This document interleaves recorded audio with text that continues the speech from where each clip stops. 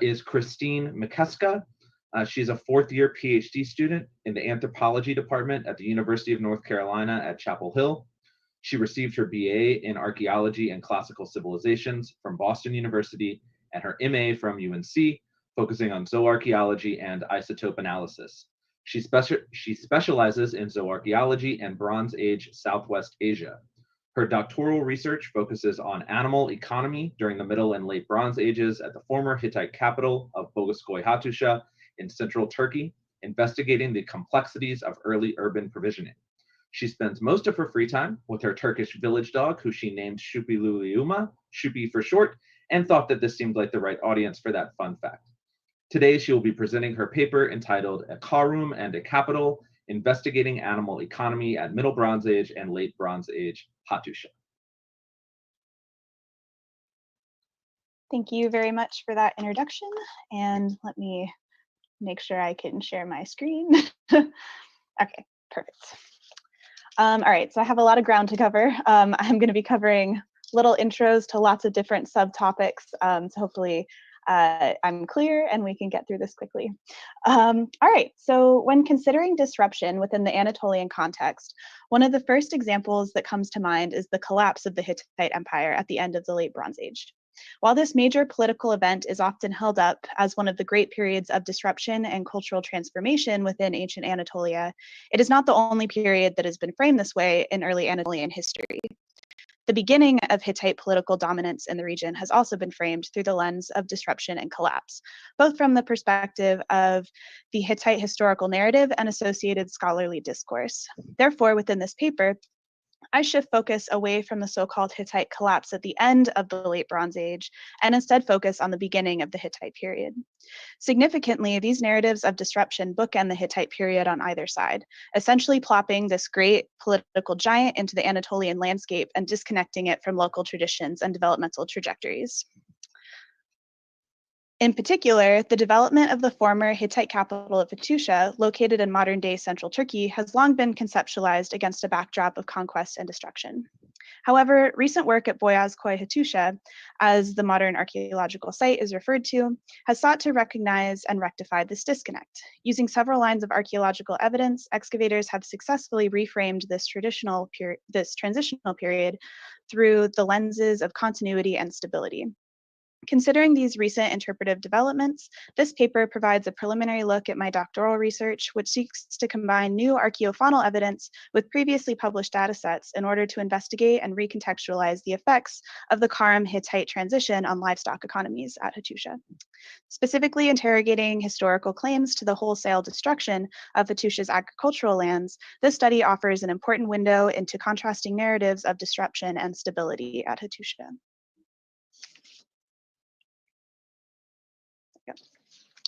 The historical narrative has long been used to frame this transitional period is referred to as the Proclamation of Anita, or the Deeds of Anita.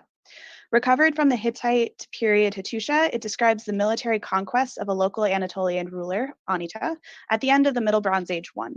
Despite Hattusha's future success as the capital of Anatolia's first empire, the proclamation describes Anita's destruction of the Middle Bronze Age settlement in decisive and irreversible terms.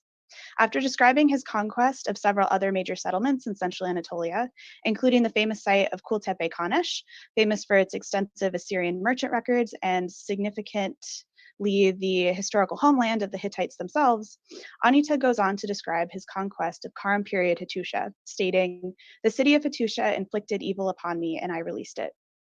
But when later it suffered from famine, their deity, the throne goddess, delivered it up, and I took it by storm at night. I sowed cress on its grounds.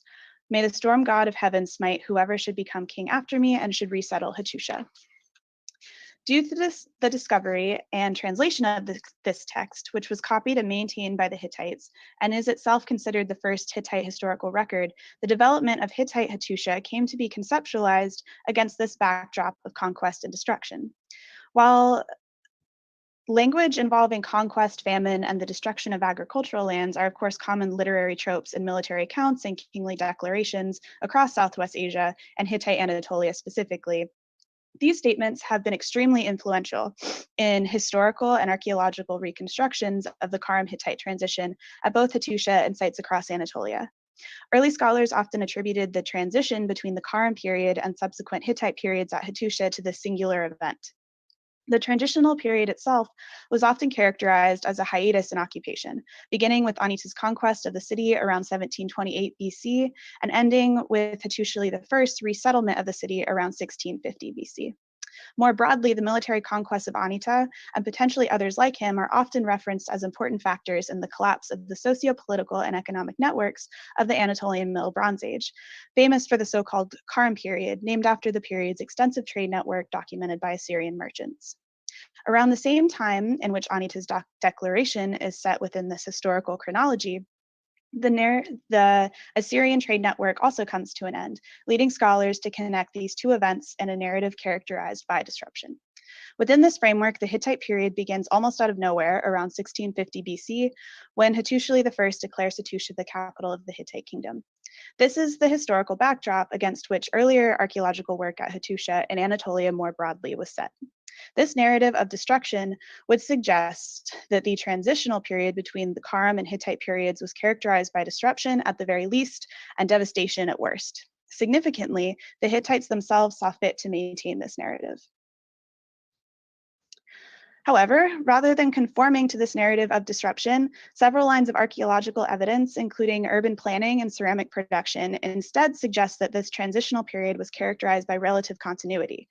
While the archaeological evidence does not and probably cannot confirm or deny the veracity of Anita's account, namely the conquest of the city by a foreign ruler, it can be used to make inferences about the socio-political and economic landscape in which this narrative is set, as well as developments, be they disruptive or continuous, that resulted. Within the scope of this paper, drawing directly from the text's use of the literary trope of agricultural destruction, I investigate whether or not there is evidence of disruption to the livestock economy. However, before delving into livestock economy, I'll first quickly run through some of the developments of the settlement through the Old Hittite period.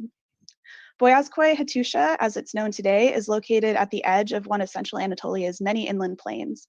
The founding of Hattusha in the late 3rd millennium BC represents the beginning of a dramatic shift in the settlement pattern of the region, which was previously characterized by small, short-lived hamlets of low social complexity and an overall lack of horizontal stratigraphy.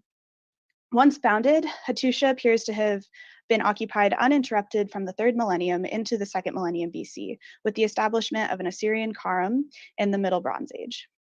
Historical and archaeological evidence indicate that the Middle Bronze Age gave rise to several independent administrative centers across Anatolia. Historical, archaeological, and survey data suggests that this period witnessed the development of hierarchical settlement patterns centered around large regional administrative centers. MBA Hattusha, or Hattush as it is known in Assyrian texts, serves as one of these independent administrative centers, housing both a local political authority and an Assyrian Karam. The Karam itself came to an end in the 18th century BC, and previous excavators marked this as the beginning of a century-long hiatus that would last until Hattusili I's refounding of the city. However, recent reinterpretation instead suggests the occupation continued uninterrupted in specific areas of the site, such as the northern lower town, on which I focus my analysis. Additionally, Hittite ceramics remained consistent with their Karam period predecessors well into the Hittite period, taking approximately a century following the end of the Karam period to develop into new forms. This indicates that the production of ceramics went uninterrupted during this transition, suggesting the changing political landscape likely did not affect the everyday realities of those living at the site, at least as much as Anita's claims of destruction and devastation would suggest. The Hittite period, beginning in the 17th century BC, is better understood than earlier periods at the site due to large-scale excavations over the past century. From an archaeological point of view, the Hittite period can be divided into 2 phases, simply referred to as the Kingdom or Old Hittite period and the Empire period. Each of these phases witnessed important developmental changes, architecturally, politically, and perhaps even economically. Within the scope of this paper, I will focus on the Karam and Old Hittite periods, though my dissertation will expand the scope to include the Empire period as well. Livestock economy has been of central interest to researchers at Hattusha for the last several decades.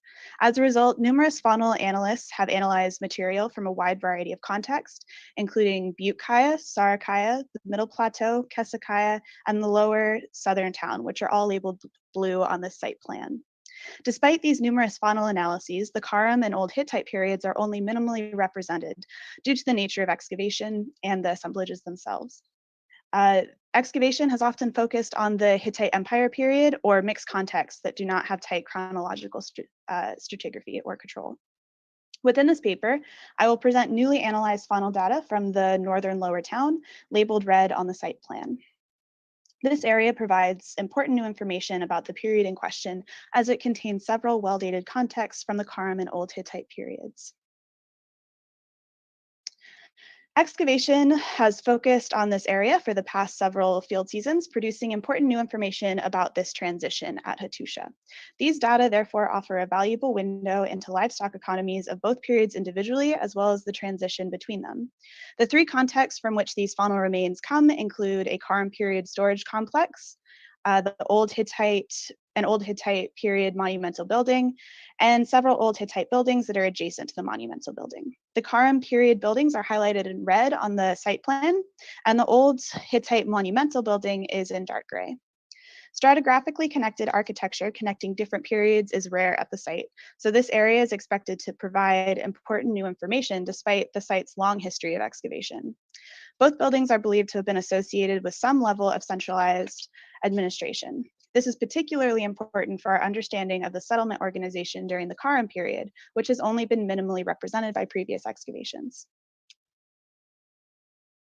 I will now provide some expectations of what we might expect to see if the livestock economy was disrupted or remained stable during the Karam and Hittite periods. If the transition was characterized by disruption rather than continuity, we would expect the faunal record to exhibit fairly dramatic differences between periods. Within this paper, my data sets are comprised of species frequencies and kill-off profiles.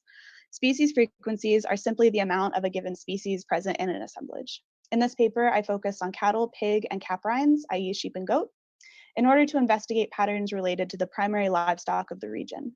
Future analyses will delve more deeply into other species.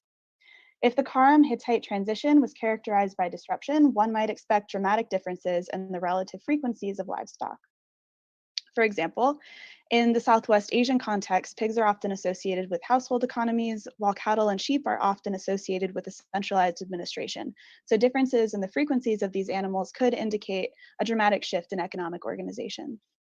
My second data set is kill-off profiles. Kill-off profiles are one way to investigate herd management strategies. In caprines, they can indicate that a herd was being culled primarily for meat or for their wool.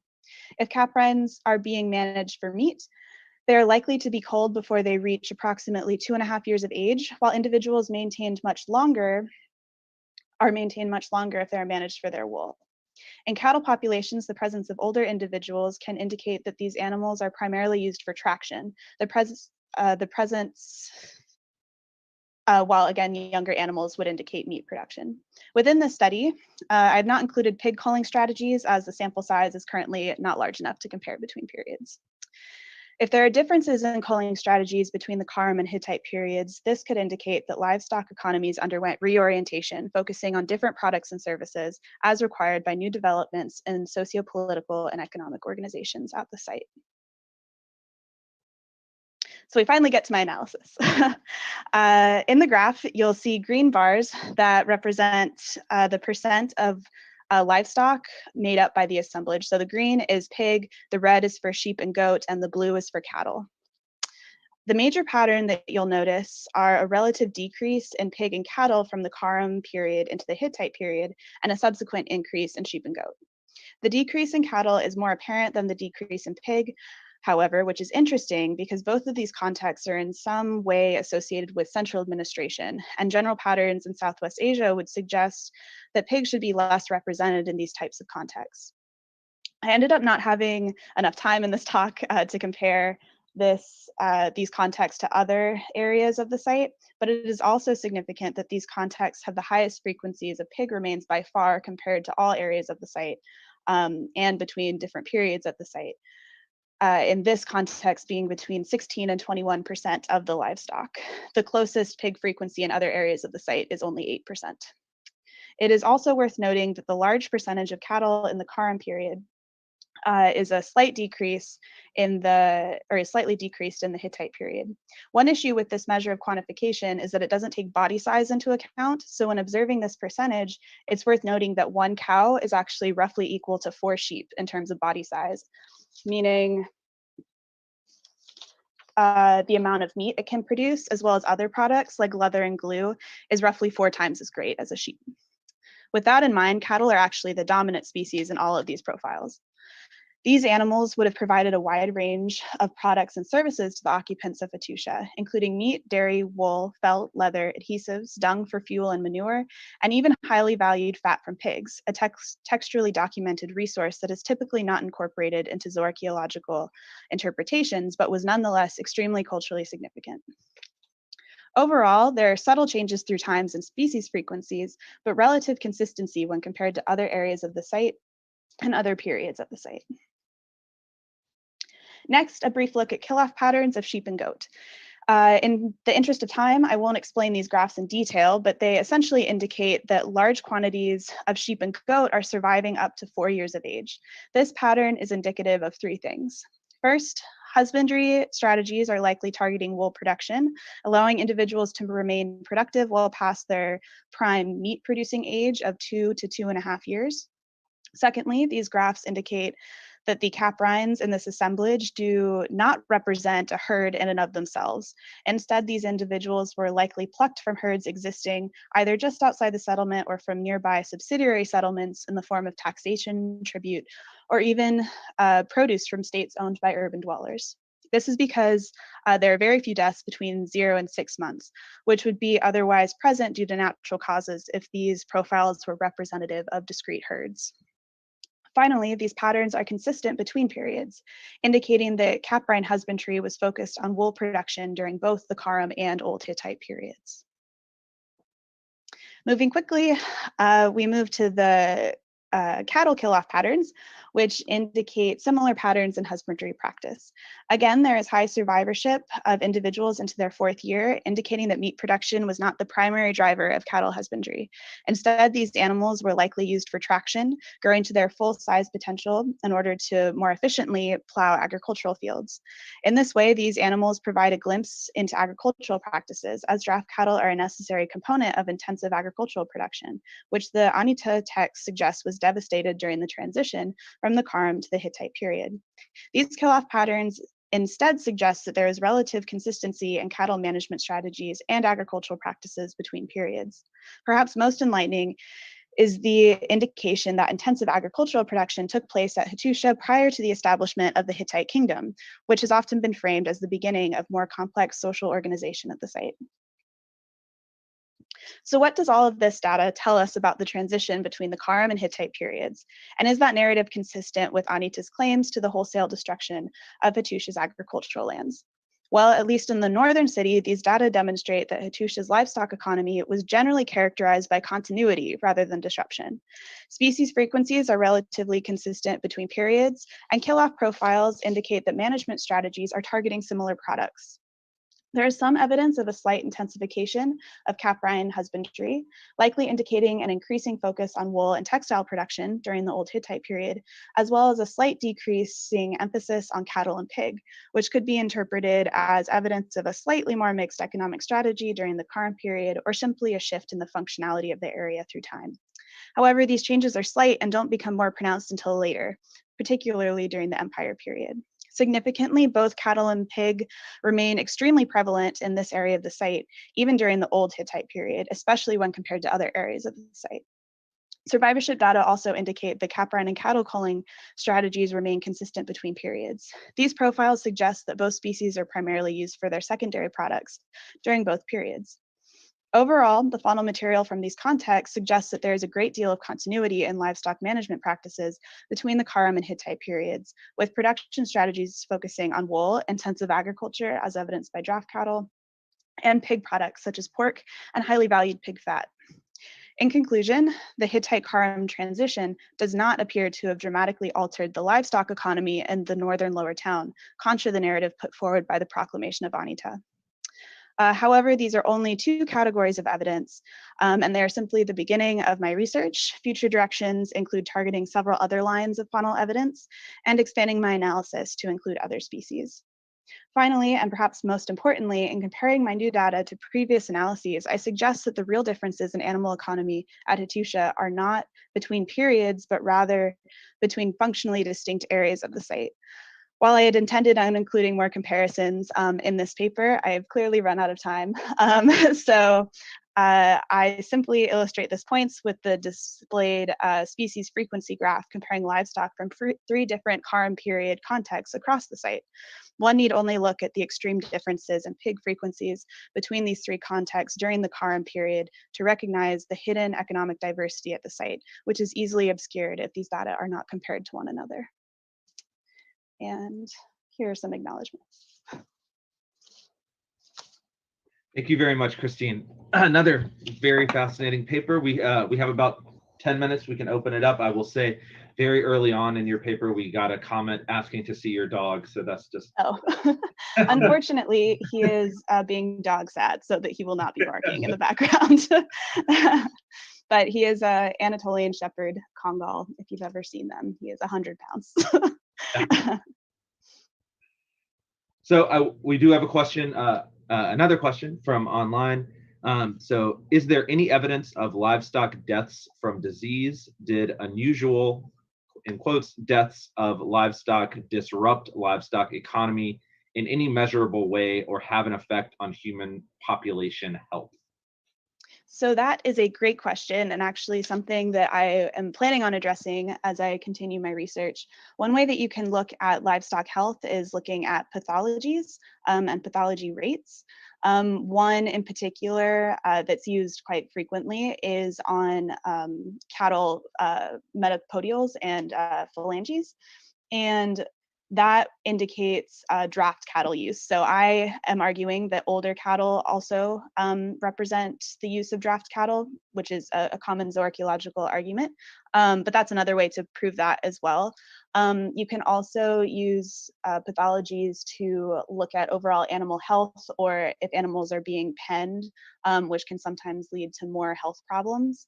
You likely wouldn't see something like a disease that quickly spread through a herd, because what we're getting is sort of an agglomeration of several periods, several years, decades, sometimes hundreds of years worth of material all at once. So you wouldn't see those sort of individual flashes of illness. But that definitely would affect human health as well, and could be what's being referred to when they talk about famine or agricultural devastation. Could be those like flashes in time that you might not get in the archaeological record. Very cool. Thank you. Yeah. I see someone, yeah. Eli, yeah. Yeah. Hi. Thank you very much. This was fascinating and creative as well. That's not a perspective, especially I'm coming from the philological side. We don't hear this perspective every day, and I think we should. First of all, so does my dad's dog was also called Choopy, by the way.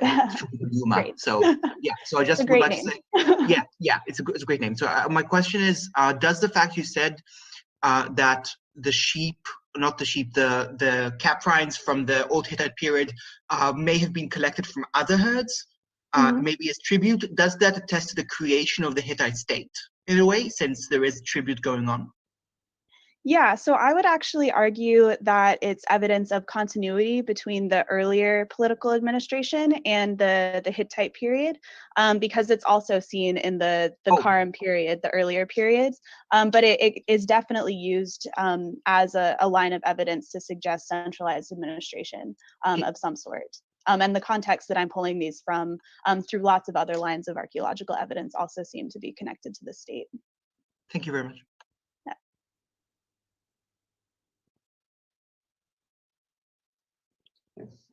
I have a question that I apologize if it's very, very elementary. I have like no archaeological background and totally don't know how this stuff works. But I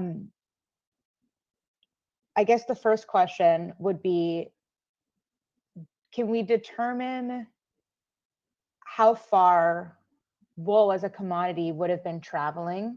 And do we see a change in these disruptive periods of things being sent more locally or farther away in these periods, and kind of how do we map out, how do we use that information? That is another great question that I hope to be able to address a little bit in my dissertation. Because textile decomposes very quickly, especially in Anatolia, you're not going to actually get the physical wool. But what's exciting about using the faunal record is that you can use that to sort of make some hypotheses about what was going on with wool production, like I was doing. And another way that you can look at distance and sort of networks that are being used and developed, or maybe collapsing, is by using isotope analysis. So in doing that, you're not actually looking at the wool as a commodity being moved around the landscape, which we obviously have textual records of. You're actually looking at the sheep themselves, and looking at the isotopes in their bones and comparing that to the landscape and trying to see where they're coming from. So I've actually started doing that with the Hittite period, more specifically with the Empire period, just because of the material that's available to me right now. But I'm hoping to be able to do some isotope analysis and compare the Karum with the Hittite period and see if they are getting tribute from, in the form of live sheep, from farther away or closer, and how those things are changing through time.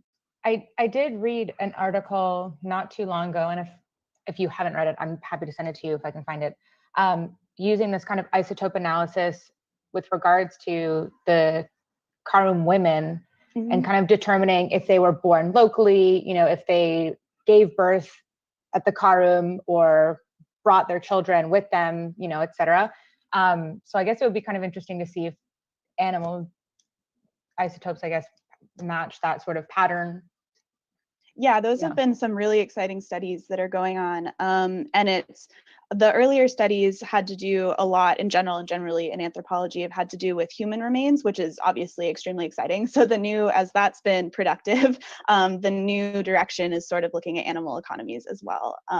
And just on another note, the expectation for pigs, for example, would be that they are locally produced and being raised locally. But when looking at pigs in particular, if you find that they're coming from other places, that would be another interesting indication of something going on in terms of livestock economy and movement of people and goods. Well, that about wraps us up on time for our first session. So I want to thank Pavla and Christine for two great papers starting out the day. Well, we are going to break until 1:30, but Zach, are we leaving the Zoom room open for the next hour if people want to eat lunch on here and chat? Yeah, we're going to leave the Zoom room open. We could either do breakout rooms or just chat as is. Yeah, whatever people feel comfortable with.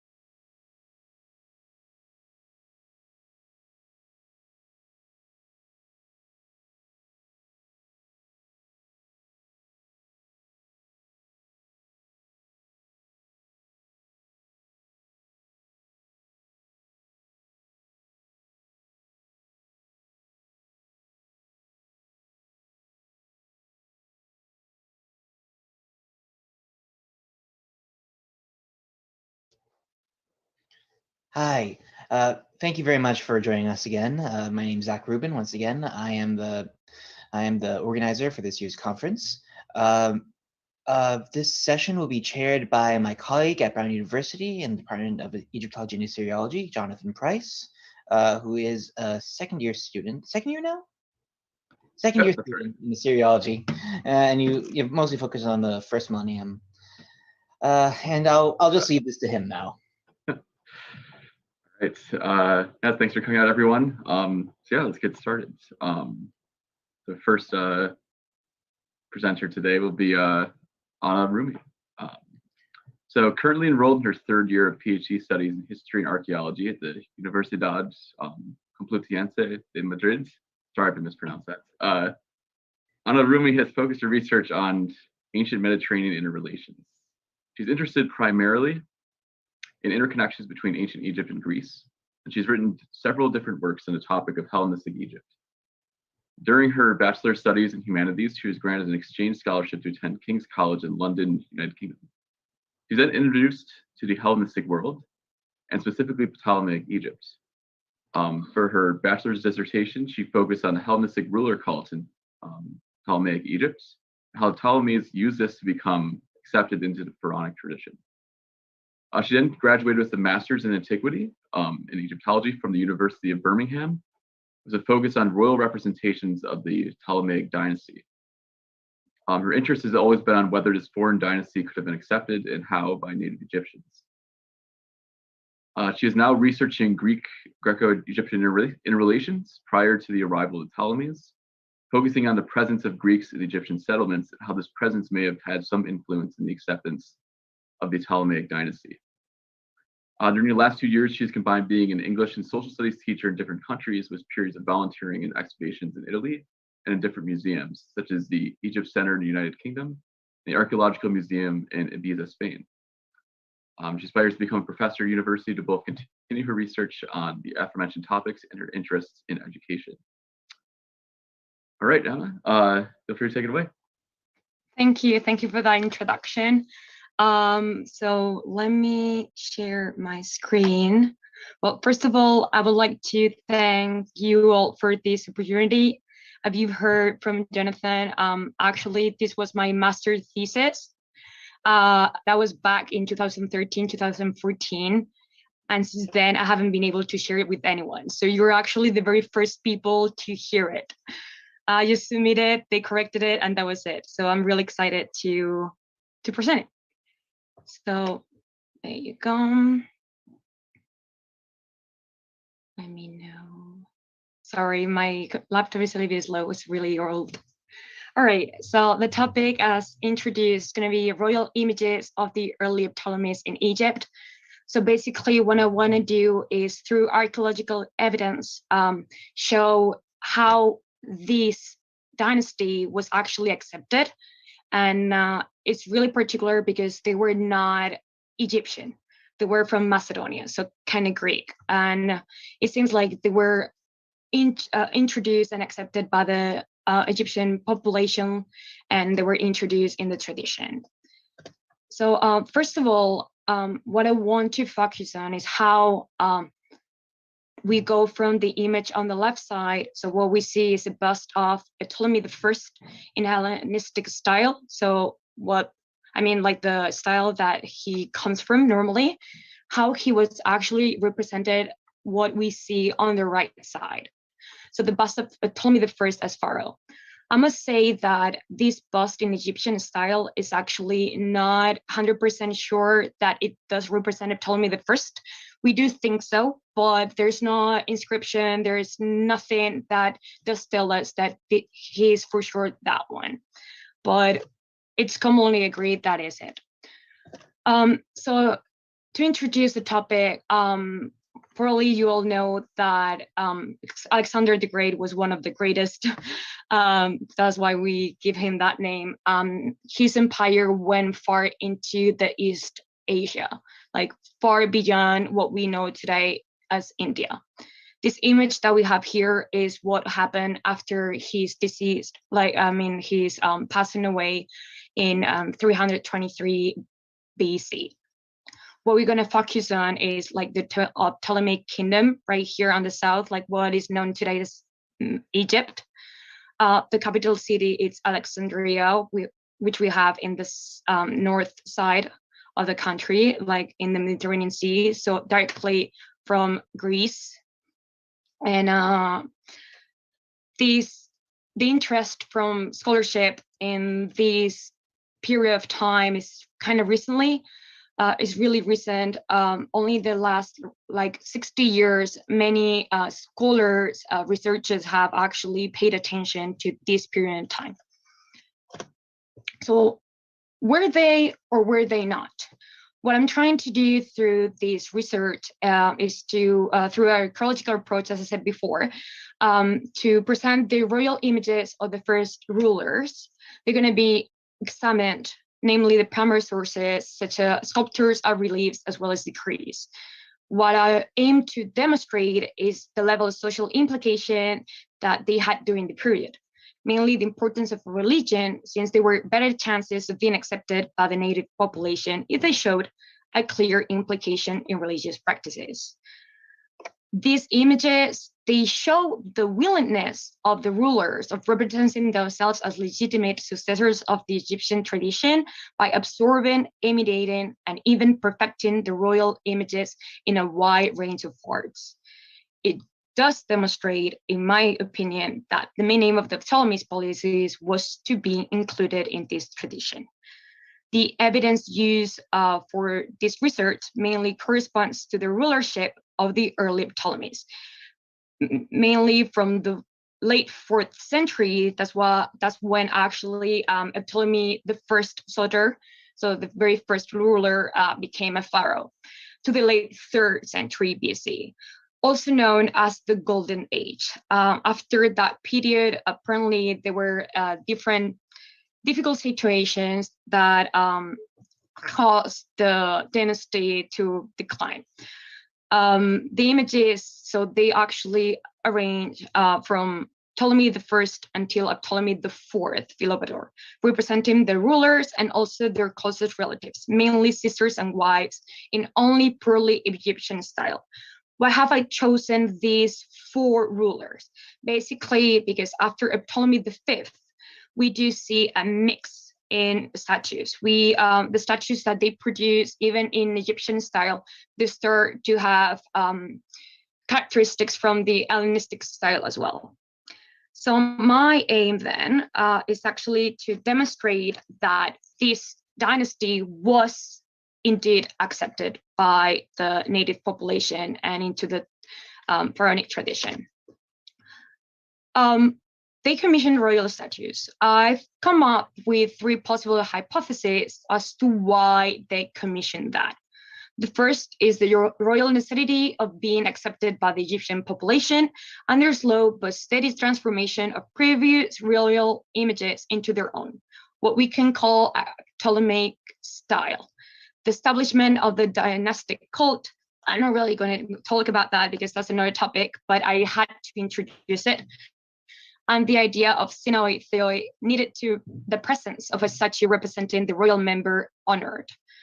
The commission of royal statues evidences a native interest in the royal family, especially in buying the statue, probably in a carry-on size and manageable, and displayed as a guard in the household. We'll see an example about this very last idea. Now it's going to be a little bit more, actually, a little more like dynamic, more into images. So first of all, what the Ptolemaic dynasty, especially the first, dynasty, what they do is they look back to the previous dynasty. As you all know, before the arrival of Alexander the Great in 332 BC, Egypt was under the rule of Persian. It was like a Persian invasion, and apparently they were not good to the native population there. So Alexander was considered some kind of hero at that time as well. It went as far as him being assimilated as the son of Amun, that way to legitimate his ruler or his presence in Egypt. What we have here is the head of Nectanebo II. He's actually the last ruler of the 30th dynasty. He's also well known. Early, you've heard about Naucratis and Heracleian Thonis. He's actually the one that created like the decree that is being really famous for the last years, because it does mention those two cities and the passing of Greeks into Egypt. So they look back from the model of the 26th dynasty. As you see, the eyes, they're almond shaped. So they have this like kind of semi-round shape. They're commonly extended by a long, very horizontal relief line. The eyebrows are represented as a thin strip. And the later evolutions, as we see here, they have like a thick neck, really thick, almost the size of the head. And also has like a double chin. So we have the chin here and then like a second one right here. The cheeks are really full and the smile, like he's smiling. The mouth like are lifted in the corner, and also the nose is like kind of small. So this is like the main representation we have of Nyctinivo. These two images right here, they're commonly referred or attributed to Ptolemy I in thought. Once again, we do not have any inscription whatsoever. But we do see a few differences right over here in these cases as the previous one. So basically, what we see here is like the face is fuller, is like somehow softer than the other one. The eyes are a little bit like bigger. They're still almond shaped, but a tiny little bit bigger. The nose is a little bit more Hellenistic as well, as like because like the Greeks, they're thought to have like this kind of like bigger nose as well. Is rounder in the area like the chin and also the cheeks. We see the mouth that we have like the drill holes on the sides as well from smiling. So we do see like a few differences over there. Here we have examples of Ptolemy II, Philadelphus. We do have a long list of examples from this ruler. Only two are actually inscribed, but it does help us to date the other examples that we have. The one on the left-hand side, the Vatican Philadelphus, is currently in the Vatican Museum, and it's like a full, well, like a full size. It's actually really big. It's a part of the group as well. We'll comment that later. But as along with this statue, we have another one of Arsinoe II, which is who is actually his wife. On the second one, we have a head from the Brooklyn Museum. This one is just like the upper part, so not the whole body that we see here. We do see a few differences when we compare it to Ptolemy I, especially Nyctinivo. That's why they have suggested that the other two examples actually represent Ptolemy I, because of the small differences that we have right over here. So what I want to say about this one here is that, as I introduced before, this belongs to the golden age of the Ptolemaic dynasty. The Vatican head, I'm going to go back to the one on the left. So this colossal statue basically has the eyes more open, as I said before. It wears two-tone strip nemes, so it's like the one at the top. We also have it's carved in granite, and other differences from Nyctinivo is the face, which is actually shorter from the other ones that we've seen, and we still have the smiling mouth there. That say the same characteristics we can be seeing on the Brooklyn Museum head right over here. We have a third one that is actually inscribed. It's called the Strasbourg head. Unfortunately, I haven't been able to add it here because it's pretty damaged, like really, really damaged. I have a few pictures, so if you're interested, I can show that later. But I thought it was not worth including here because you cannot really see those little differences. I wanted to talk about the Alexandria Triad. So if we see here, this like statue, well, actually only the bottom part is currently at the Greco-Roman Museum of Alexandria. We technically don't really have any information because, as you see, you can only see the feet. But when you look at the back of it, so on the right picture you see with the hieroglyphs, it actually mentions the name of Arsionid II, which as I said before, is actually the wife of Ptolemy II Philadelphus. So there are many ideas and theories regarding this statue. The main one is that it represents the two brothers, the two siblings, so the sister and the brother, but also the spouses, because they're married at the end, along with a moon. So they're being represented as gods, which is one of the dynastic cults that was introduced by the Ptolemaic dynasty at that time. This example of sculpture, like three different people all together, dates back from the 19th dynasty in Egypt. So it's actually another example of them looking back to the past and getting those ideas to once again follow the tradition and show respect to that tradition. I wanted to talk about Arsionid II. I don't know if I'm going too fast. Yeah, okay. Arsionid II was probably the first female ruler that had such importance. We have Nefertiti and Nefertiti back in the time, but we all know about Cleopatra, right?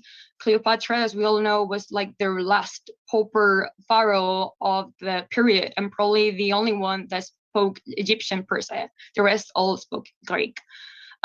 She was deified after she passed away by her brother and husband. Lots of images were made of her. She's basically everywhere. We can see her in lots of heads, as we see on the left-hand side. We also have like a statuette on the right-hand side. This statuette was probably sold near the temples, especially the temples that of Philae. It was the temple of Isis, because she was assimilated with the goddess. She was actually represented as the goddess in many occasions. This is the idea that I introduced before, that probably they had some kind of chapel in their houses to actually honor the deceased, and this will be the one probably that they use in that situation. Once again, for their images, they look back to the past, to the 30th dynasty, and especially the case of Nefertiti.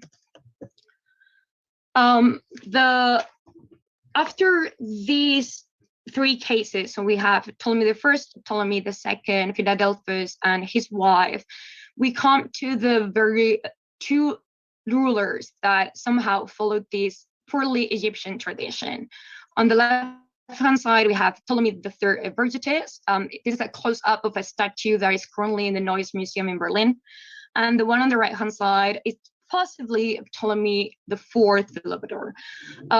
Both images, if you do look at them like intently with attention, you can see that they're somehow younger than the ones we've seen from Ptolemy I and Ptolemy II. That's why they have been dated to this period in time. Once again, they're represented in purely Egyptian style, with the nemes and the arrows and all that a pharaoh has at that time.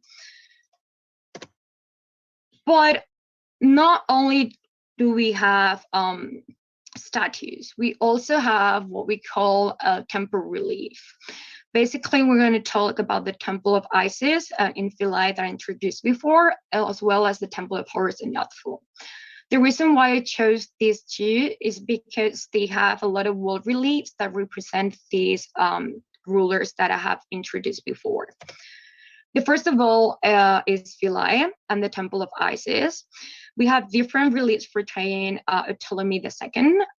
In this very first image on the left-hand side, Ptolemy II is right in the middle between the two, the Wadjet, which represents like Upper Egypt, and then we have which represents Lower Egypt. So he's portraying himself as actually the ruler of both Egypts. So like the union of both Egypts, which, as you know, was really important at the time, because at one point, Egypt was divided into provinces or areas, so the upper and the lower.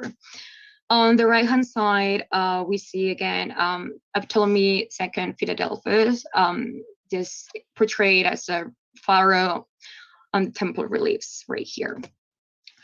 I wanted to talk a little bit more about Ptolemy II. Here on the left-hand side, as you see, he's been given the Ankh sign. If you know a little bit about Egypt, the Ankh sign is actually life. It means life. So she's actually the goddess right here, which is Hathor, is normally giving him like the life, like the purpose, like being immortal, which is one of the beliefs that the Egyptian had, right? Like that's why they did mummification, because they believed in the afterlife. On the right-hand side, here, sorry about the quality, I know it's not really good, but we see actually Ptolemy III in a procession. So we have him right here in the middle, is really damaged, unfortunately. And then he's followed by his wife right here. And this is another example of representation, even though it's not really good. I wanted to talk about the Great Temple at Edfu, because this temple was actually built entirely during the Ptolemaic period. It started in 237 BC by Ptolemy III. The temple relief was completed in 2012 BC by Ptolemy IV, the one that we had yet to introduce, even though the temple per se was finalized, was fully built in 58 BC. On the left-hand side, we have Ptolemy III Evertitus again. And on the right-hand side, we have Ptolemy IV. As you see, he's the one here on the right-hand side, so the second from the right. And he's presenting like gifts to Horus on the left side. The person behind him is actually Ptolemy II. The reason why he's presenting himself along or next to Ptolemy II is because he's trying to link his existence or rulership to that of the previous Ptolemy. So kind of legitimate his rulership in that moment. Really briefly, I also wanted to talk about the different decrees that were created or established during that period. We have the satrap stela, stela from Tanis from Ptolemy II. Ptolemy II and the book is Bull, the Canopus Decree, and Rapid stela. The one you see on the right-hand side is actually the satrap stela. This stela is really interesting because it was actually commissioned by Ptolemy I when he was still a satrap. During the rulership, let's say, of Alexander, since he was still busy with his entire empire, he declared first a satrap to control the area. And when Ptolemy I arrived, he declared himself a satrap because he didn't want to impose somehow his rulership. He actually wanted to win it. So he dedicated his rulership, but as a satrap, to honor Alexander the Great. So this is what he does in this stela, actually. He's mentioning in the year 7 of the reign of Alexander the Great, I Ptolemy I as satrap, and he is actually, this is a religious decree. So it's actually already establishing that connection with religion. The Canopus decree is considered like the second Rosetta Stone. Is also written in the 3 languages that we know, so hieroglyphs, Demotic, and Ancient Greek.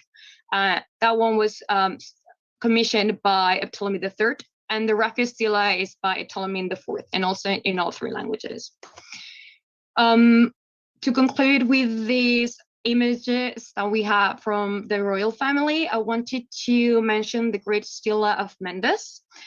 This Great Stela of Mendes was actually dedicated to Arsinoe II. I told you before that she was really, really important.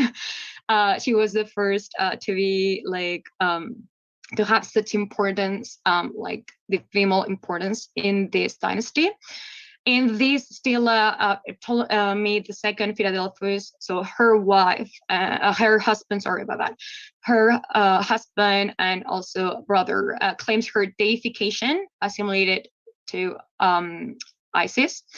We can read the guidelines to honor her, mainly how she has to be portrayed, all the characteristics that you have to see when she's portrayed in like statuary, so like reliefs and statues and everything. And most important, we also see the establishment of the dynastic cult. So actually her own cult with the Canephores and also the dynastic cult of the entire Ptolemaic family.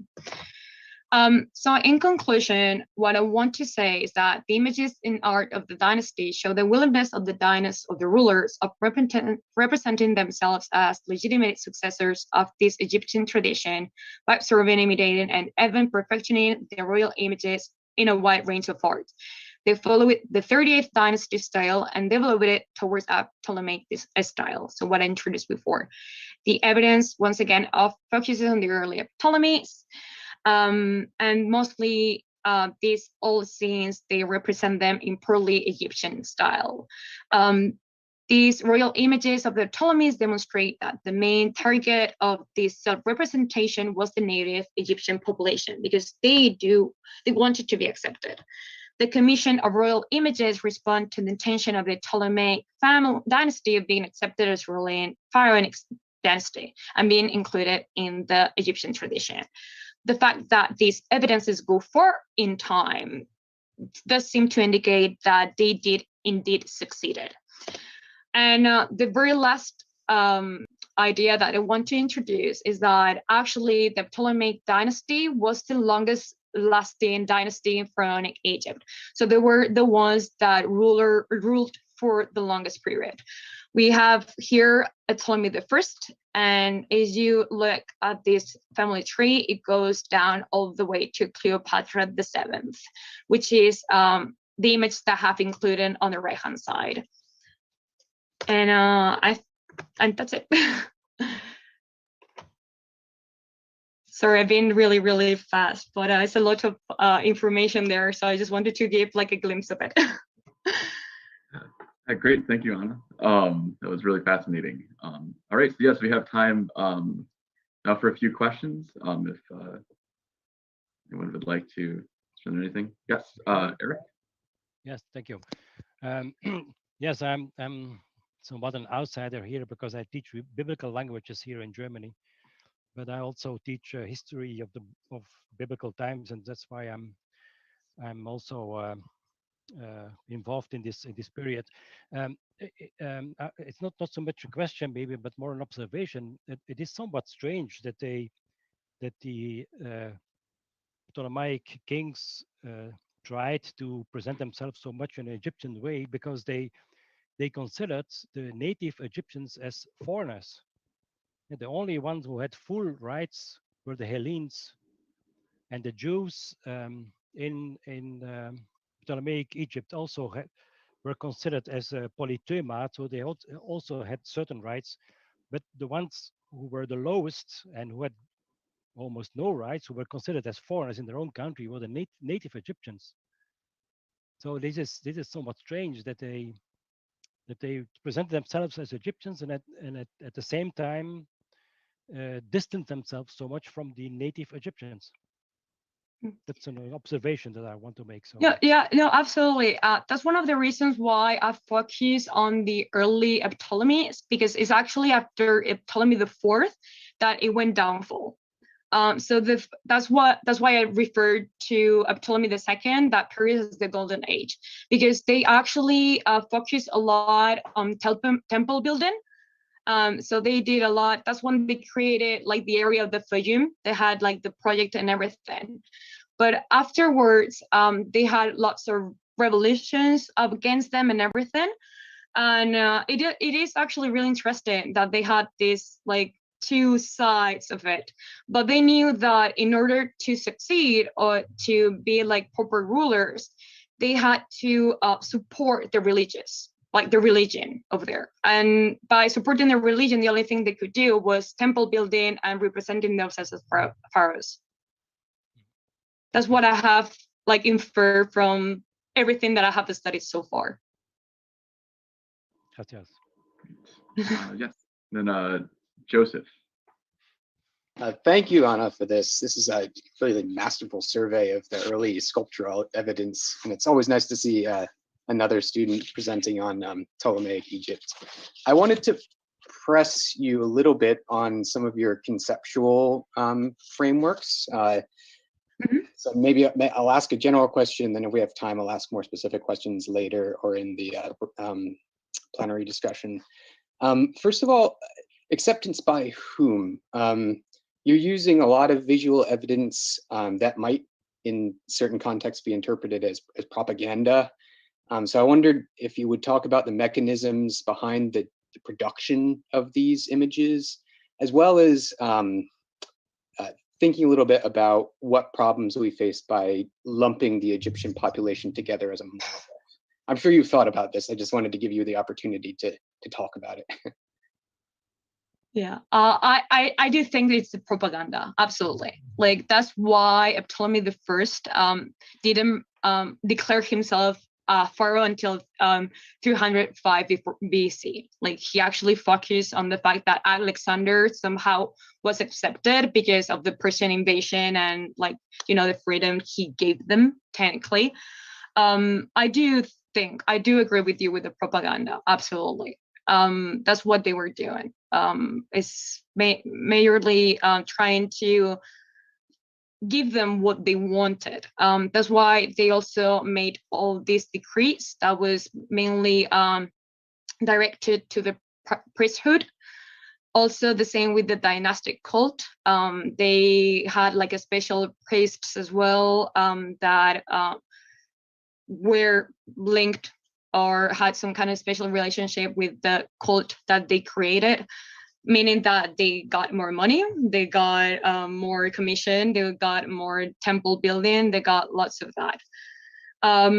Unfortunately, I wanted to continue researching on this topic. It's something that I really, really like.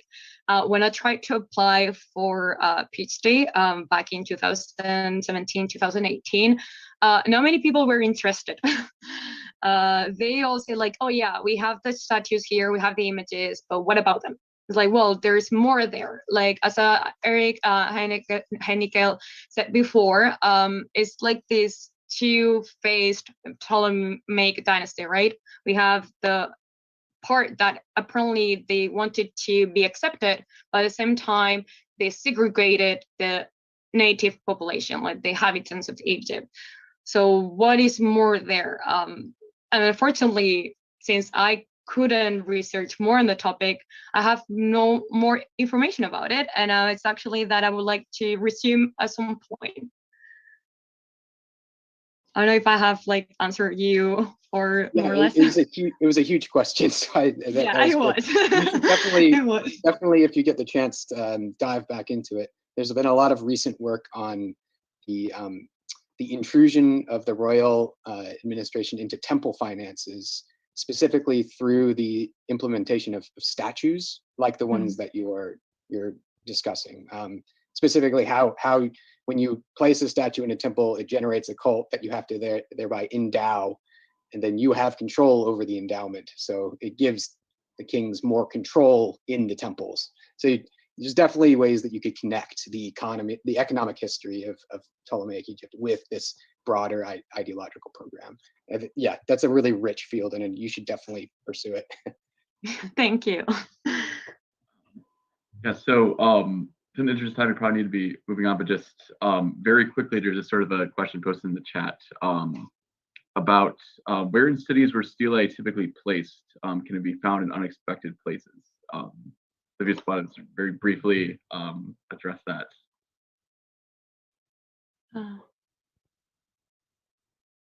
Sorry, I didn't quite hear you. Sorry about that. Yeah, so just very quickly, just a quick chat question online. Where in cities were stelae typically placed? Can they be found in unexpected places? Well, the examples that I have found, they assume that actually they were found like next to the temples. They had some kind of stands where they sold them. Many of them, they were actually found on the way to Alexandria. There are two examples in particular that were found laying there. The Vatican group, the one from Ptolemy II Philadelphus and his wife, actually is from Pompeii. So it was a little bit all over the place, like a little bit all over the place. There was no specific place in particular. Okay, very good. Yeah, so thank you, Anna. So yes, now we'll be moving on to Arvin's presentation. Just by way of a quick introduction here. Yes, so Arvin Koubková is a PhD candidate in the Department of Art History at Southern Methodist University in Dallas, Texas. So Arvin comes from Iran, where he earned a master's degree in Islamic archaeology from the University of Mazandaran. He specializes in the art of late antique Western Asia and the Iranian world, particularly during the Sassanids and early Islamic periods. In his dissertation, Arvin studies Sasanian and post-Sasanian silver vessels, with an emphasis on the object's materiality and the ways in which they were manufactured, circulated, and experienced. In his talk today, by focusing on some important luxury objects produced in Iran during late antiquity, he challenges the ancient Islamic divide, a significant ongoing issue in the studies of the visual material cultures of the Iranian world. All right, Arvin, take it away. Thank you so much, Jonathan. Just go ahead and share my screen.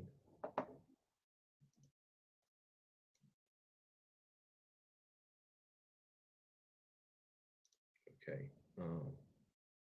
Thank you so much, and thanks to everyone who's here today and probably streaming live from YouTube, and thanks to all of you who chaired and managed this really exciting event and conference. So I'll just go ahead and start.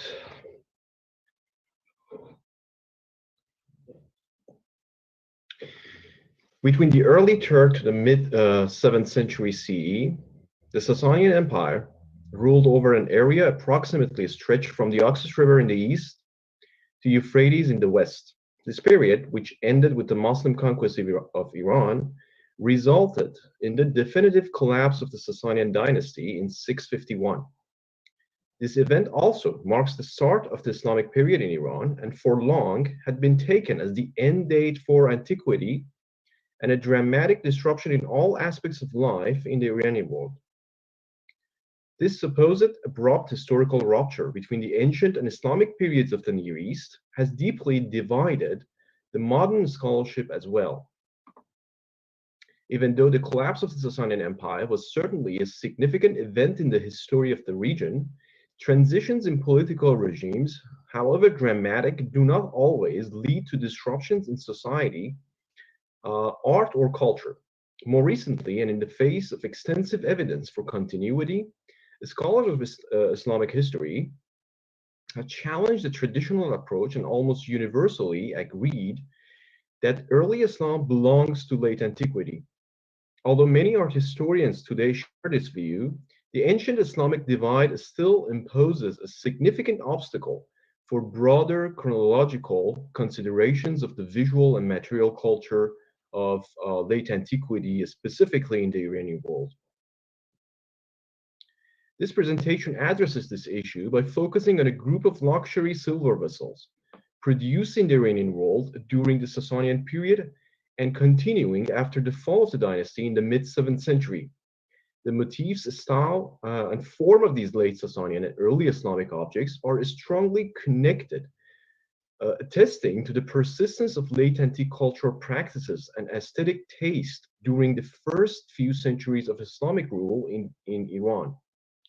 In this presentation, I show how these objects can challenge the notions of disruption in the Iranian world, and I argue that the division between the late Sasanian and early Islamic visual culture, presumed by modern scholarship, is largely arbitrary and detrimental to our understanding of the developments of late antique Persian art. Although the role of the ancient traditions in the formation of Islamic art has been well illustrated by art historians over the past century, the scholarship has primarily focused on the influences that the early Muslims absorbed from the Eastern Mediterranean and Byzantine world, especially in monumental architecture. As a result, the Sasanian contribution, although widely recognized, has not received its rightful place in the discourse. One reason for the disparity could be related to our scant knowledge about architecture in Iran during the early Islamic rule. Nevertheless, the few extant monuments illustrate an almost unbroken tradition in secular architecture. The stucco panels from the palace at Chaltarkhan near modern Tehran present a good example. With regard to portable arts and portable objects, we are in a better situation to discuss the continuities. Even though the majority of objects at our disposal have not come from scientific excavations, we are still able to recognize an extensive corpus of objects made in Sasanian tradition and Sasanian fashion, but most likely dating to the post-Sasanian or early Islamic period. Important about these, among these objects are the so-called post-Sasanian silver vessels that are the subject of this presentation.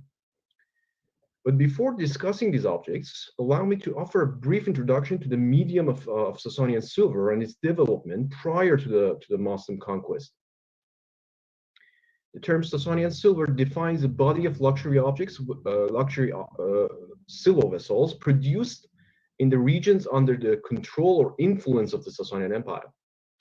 The corpus of surviving vessels has been broadly divided into two major groups following a model introduced by Prudence Harper. The first group, which shows high levels of consistency in material, technique, and subject matter, are known as central or royal vessels and are believed to have been commissioned by the Sasanian court to be gifted to local rulers or foreign counterparts. The most well-known feature of these objects is that they often portray the Sasanian king of kings hunting prey, a variety of prey.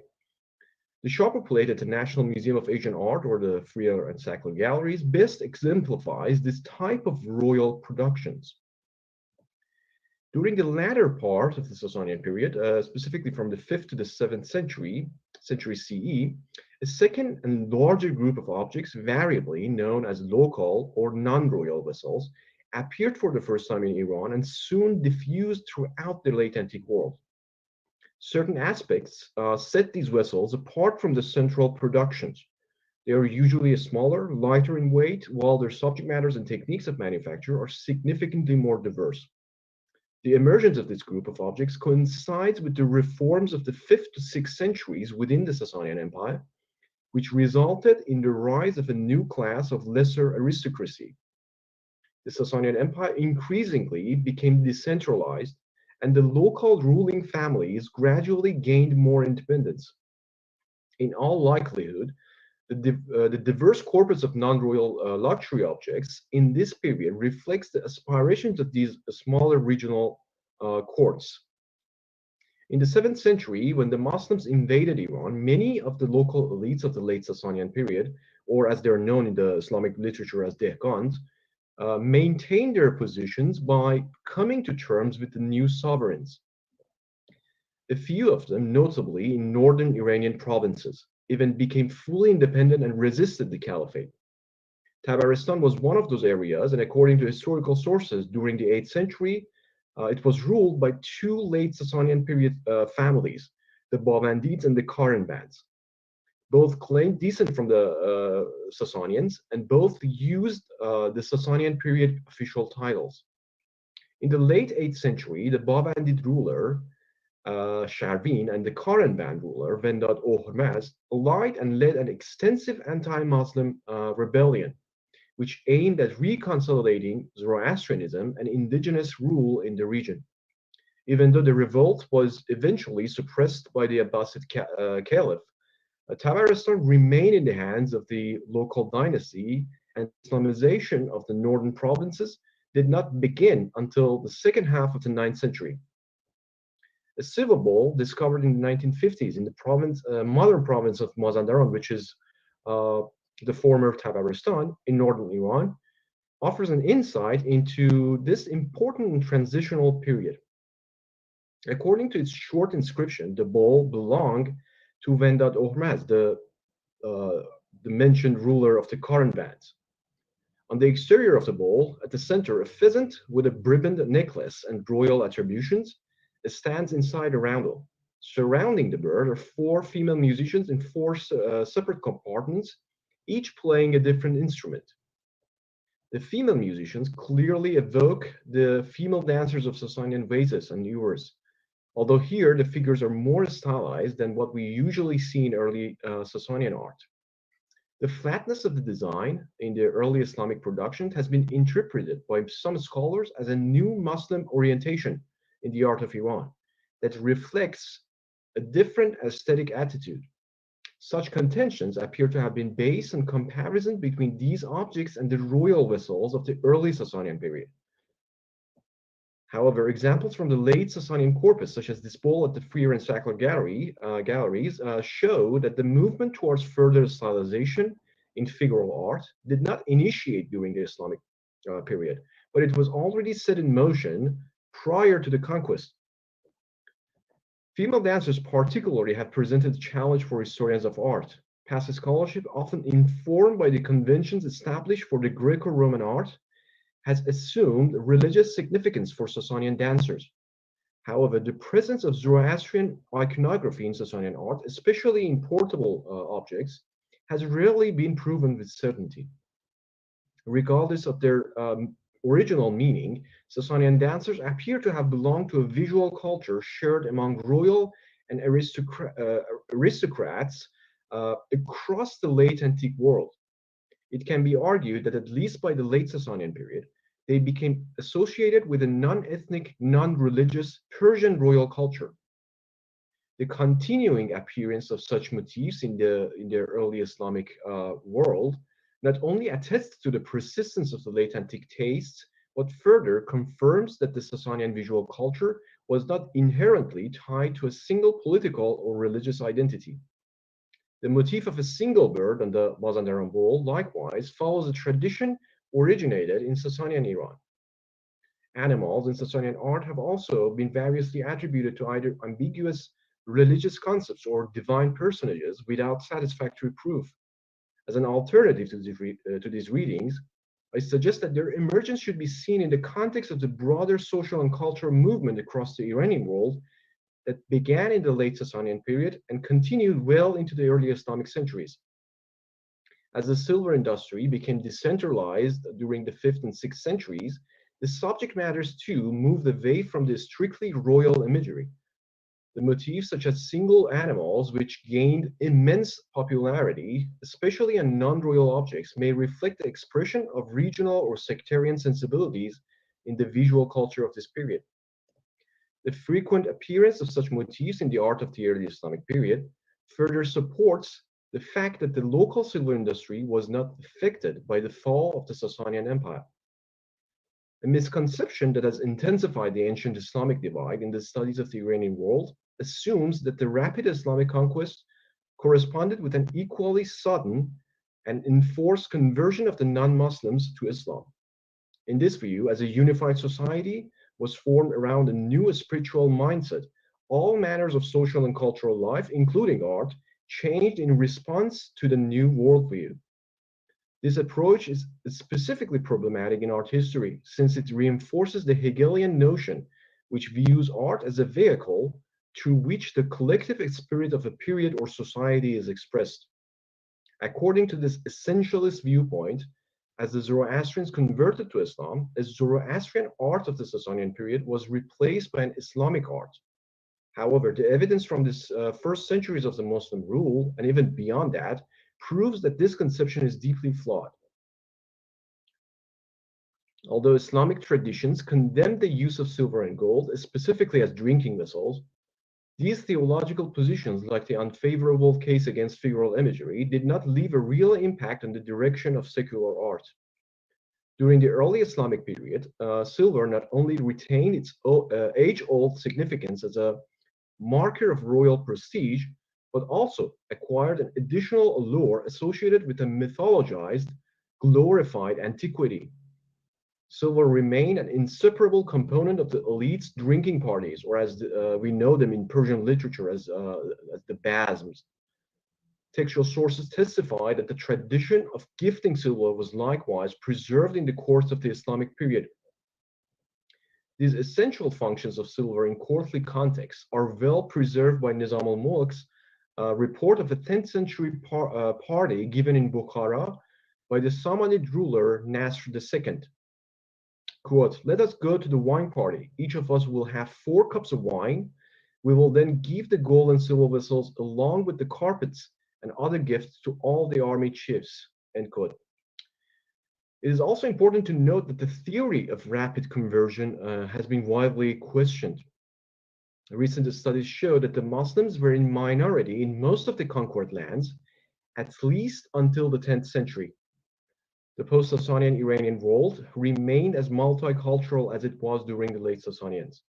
Muslims, Zoroastrians, Christians, Jews, and other groups coexisted in a shared and intertwined world. It can be argued that this world was even more interconnected than before. For example, the removal of the boundaries between the Iranian world and the Eastern Mediterranean due to Muslim expansions made cross-cultural contacts between the East and West even easier. Emblematic of the growing diversity in the arts of early Islamic Iran is this fascinating silver plate at the Metropolitan Museum of Art.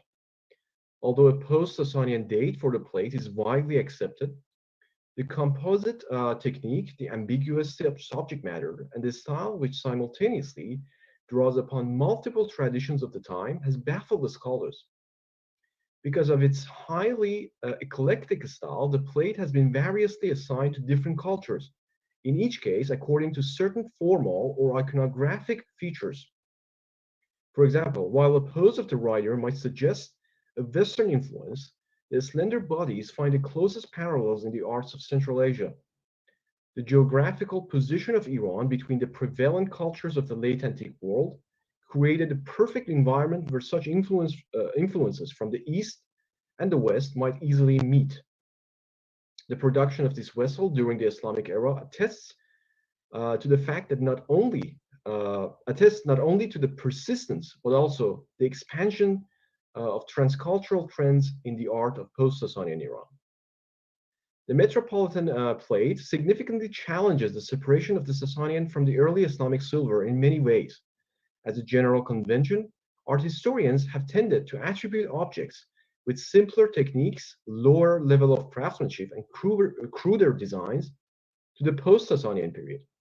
Such presumptions are predicated on the idea that only the central Sasanian court could afford to produce the exquisite silver vessels, and thus, with the fall of the Sasanian state, the production of such objects stopped.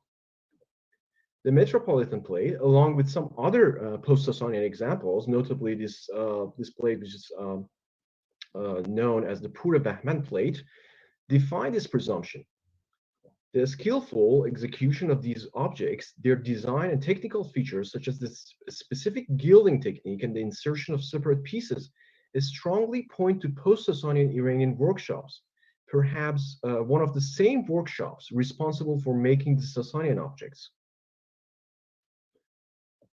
During the 9th and 10th centuries, slightly later than my primary focus in this presentation, a major movement known variably by historians as the Persian Renaissance or Iranian Intermezzo spread throughout the Iranian world.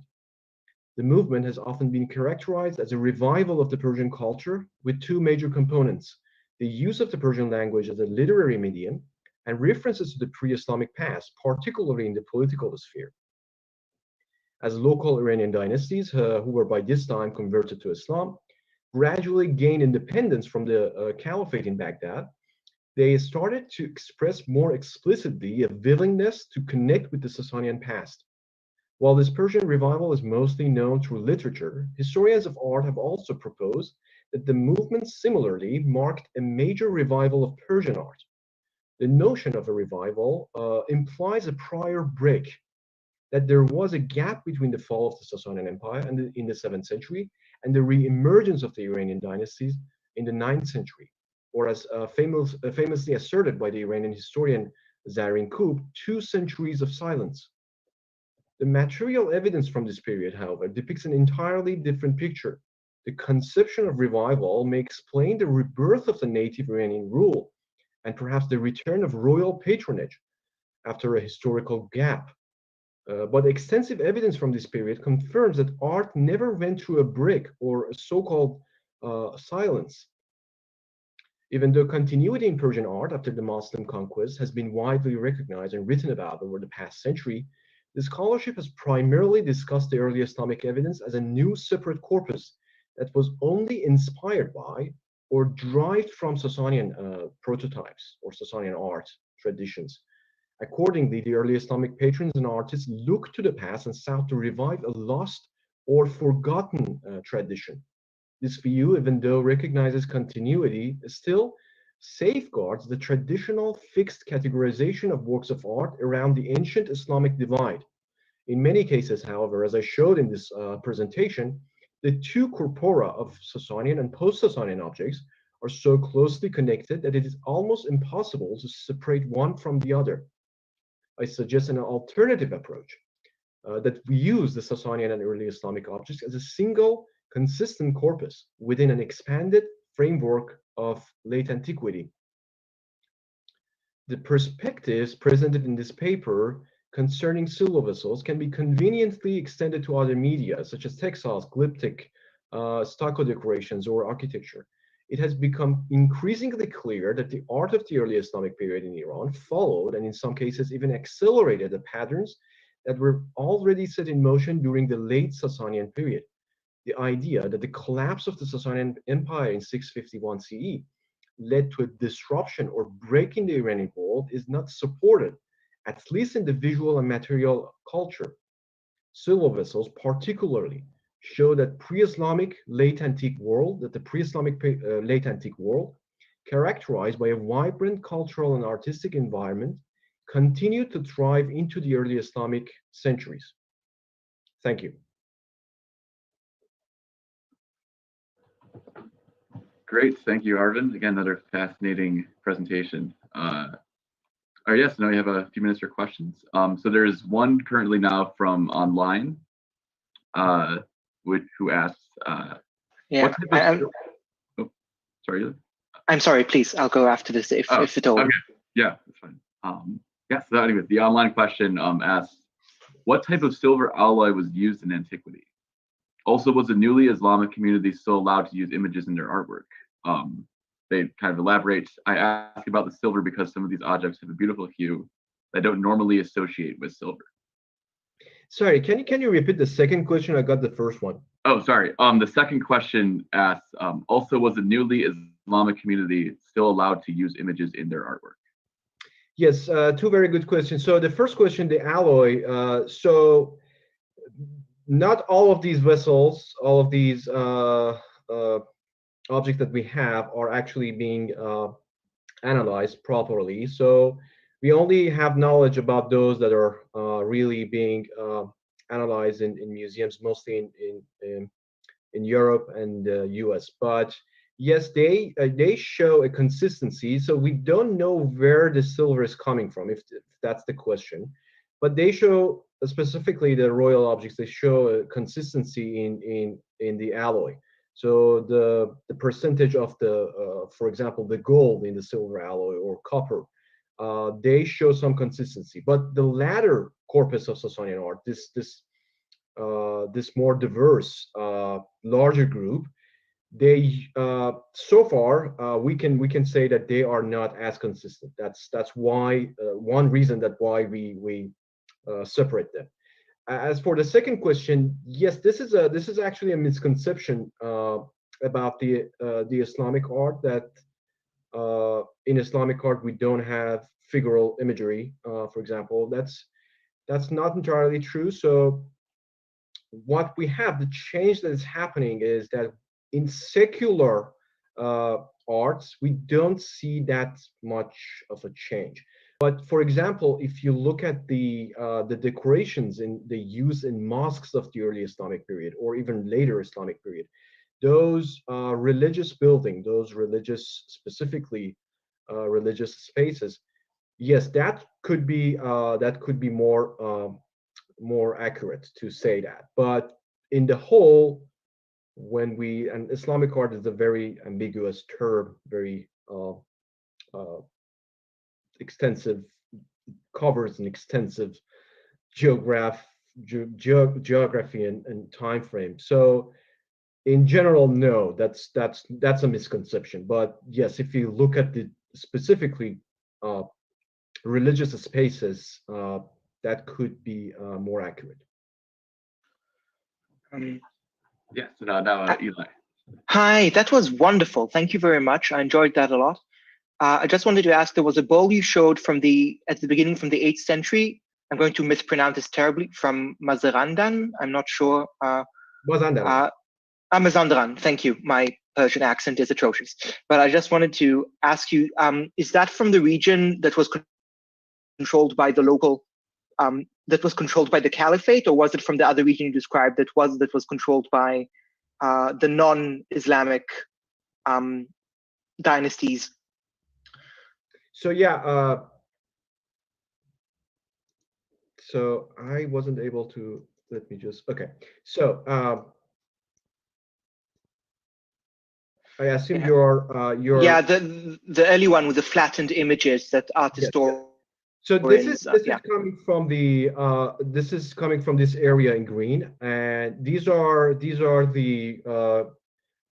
three provinces, more specifically Daylam. Actually, we can say four: Daylam, Gilan, Tabaristan, and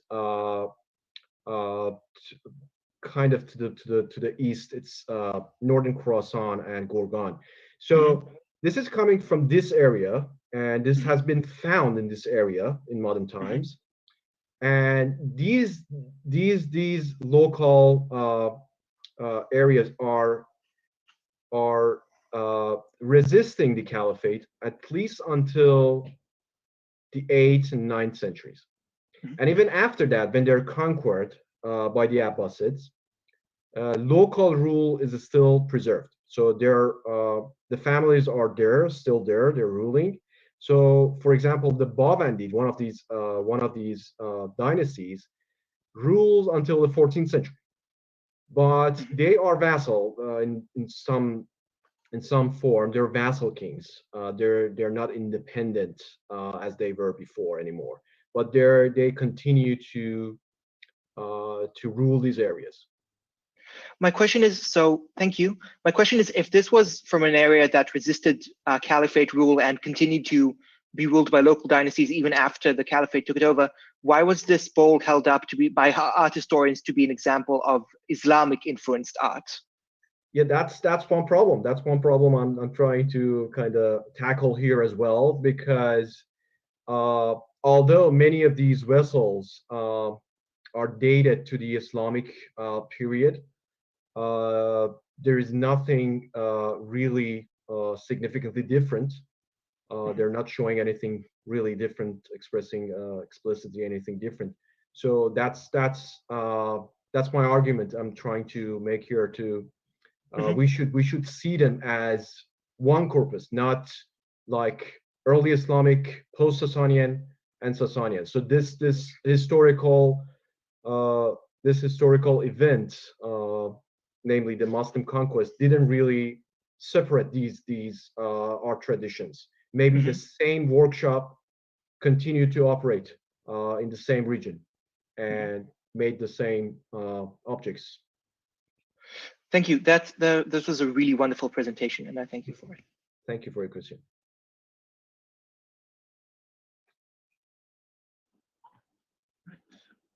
Yes, Pablo. Hi, That was a really incredible, impressive presentation. Thank you so much.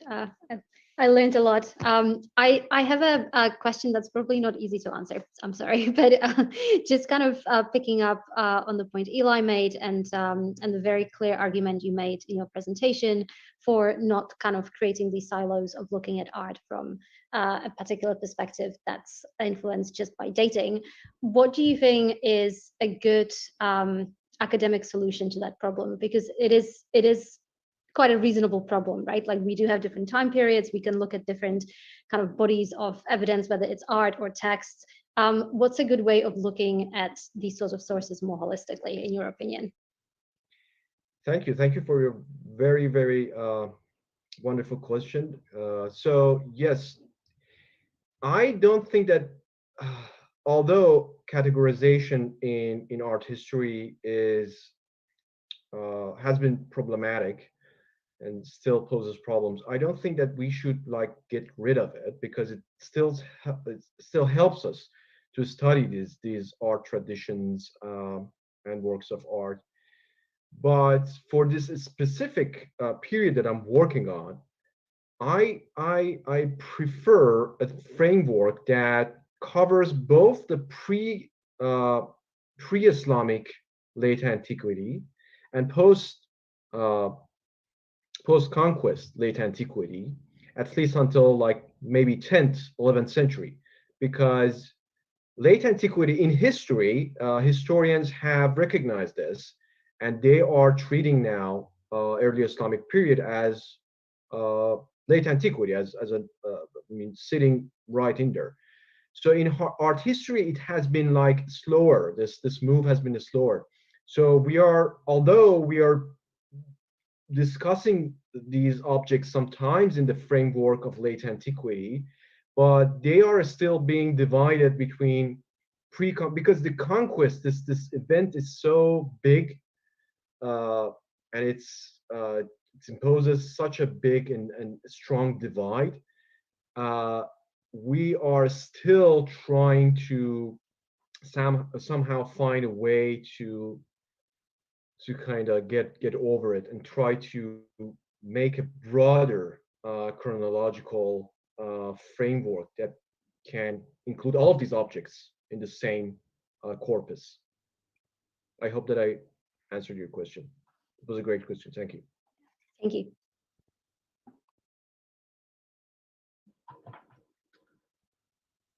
All right. Yeah, so I think we are kind of now at time, but once again, It seems another question. If we are running out of time, I just wanted to. Okay. Oh, so yeah, sure. Sort of, they have I want to sort of one last quick question. Don? Yeah, sorry, that was me. Are we out of time, Jonathan, or should I? No, go ahead.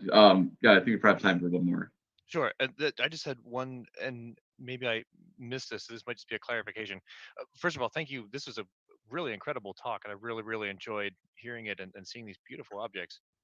But I was just sort of wondering, especially at the end, talking about the what you call the Persian Renaissance in the 9th and 10th centuries, when we get some of these other local dynasties that appear, and we start seeing, as you said, it's mostly oftentimes pointed out in literature, some of these Sasanian and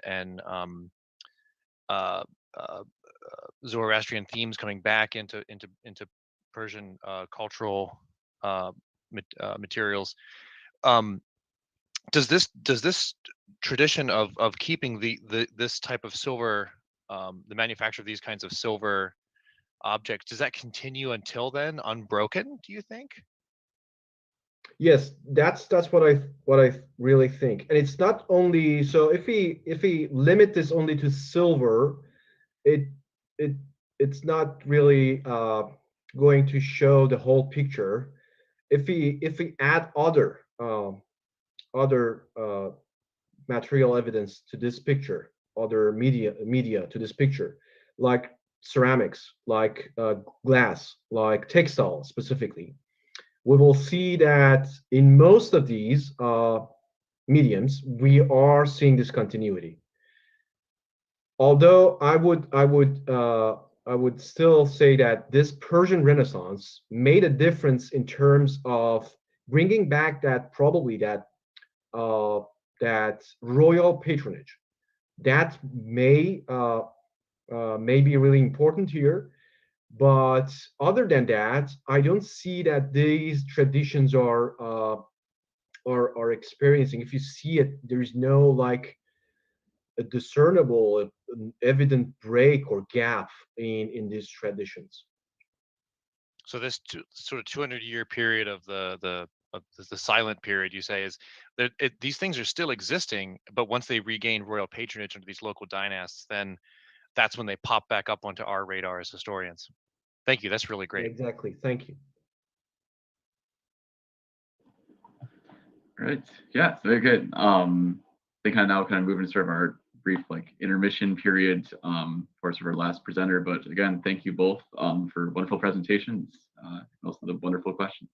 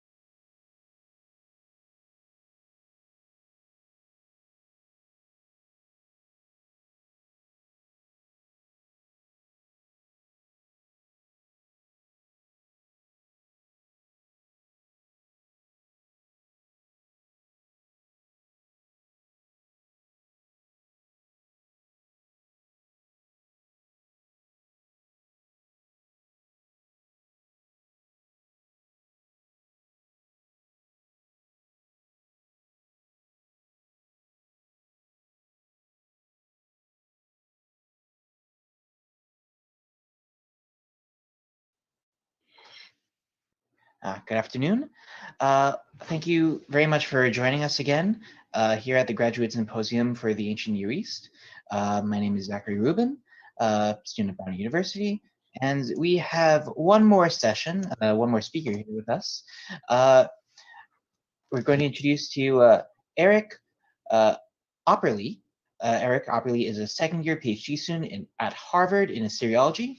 He has a BA in Near Eastern Languages and Civilizations from the University of Chicago, and his main interests are primarily focused on the social and economic history of the late 3rd and early 2nd millennium BC in Mesopotamia. So I'll just set you up. And yeah, Eric, thank you very much for presenting with us. Thank you, Zach. I'll start right off. All right, I need to give you privileges for you to share your screen. I keep forgetting to do that. You're co-host now. Thank you.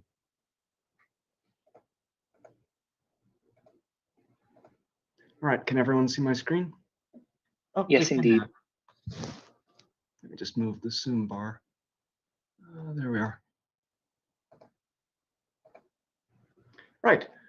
So in approaching the theme of disruption in the ancient Near East, I have chosen to focus on the religious and symbolic aspects of disruption in Babylonia. Today I'll be discussing the function of death and the dead in Babylonian divination literature and in related scholarly texts. In particular, I would like to examine the Babylonian belief that the dead, when not confined to the netherworld, would inevitably attempt to seize and devour the living. So as a typical illustration of this belief, here is an old Babylonian liver omen from Mare. As you can see, the state of certain features on the liver, which were given colorful names like the shepherd or the palace gate by Babylonian diviners, here leads to a prediction that the dead will rise up and seize the living. And similar predictions are also found in medical texts. And then here, just for some background, is the literary trope of the dead devouring the living as it appears in Ishtar's Descent to the Netherworld and in later literary works that draw upon the same episode.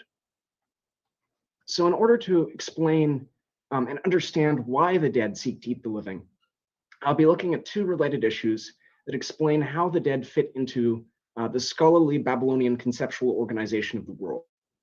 The first issue is the large number of signs and omens in Babylonian divinatory texts that predict the imminent death of the client. And it's not immediately obvious, at least to me, why there should be so many omens that predict death. I mean, today, if you got a fortune cookie or a newspaper horoscope that predicted you were going to die within a year, I think most people would find this a bit strange. Not so in Babylonian divination, where death omens are one of the most common types of predictions and may apply to virtually any social group. So from merchants to peasants to the king, to the diviner himself. And so in order to understand how death and the dead fit into the scholarly Babylonian conception of how the world worked, our first task is to understand how death omens functioned. As I hope will become clear, the frequency with which death and large-scale disasters are mentioned in predictions in Babylonian divinatory texts lends support to my interpretation that the dead devouring the living became perceived as a cosmic inevitability rather than just a literary trope. The second issue I would like to examine is the characterization of the dead in the netherworld in Babylonian scholarly texts. So focusing in particular on the symbolic role of the dead in Babylonian divination. And I'll, in a series of brief vignettes, examine the different possible forms taken by the dead, their appetites, their relation to omens involving cannibalism, and their potential usefulness or danger to the living. As I've written in my abstract, I think it is clear that the Old and Middle Babylonian scholarly sources present a self-consistent picture of the dead in the netherworld. Due to time constraints, I will only be able to discuss a very small portion of the relevant texts, but I hope to give you at least a general sense of how the dead were believed to function in the symbolic world of Babylonian scholarship. Before we sort of get into the thick of things, I thought I would present some of my initial findings, just because if you haven't read Babylonian divinatory texts before, they can be a bit obscure and confusing.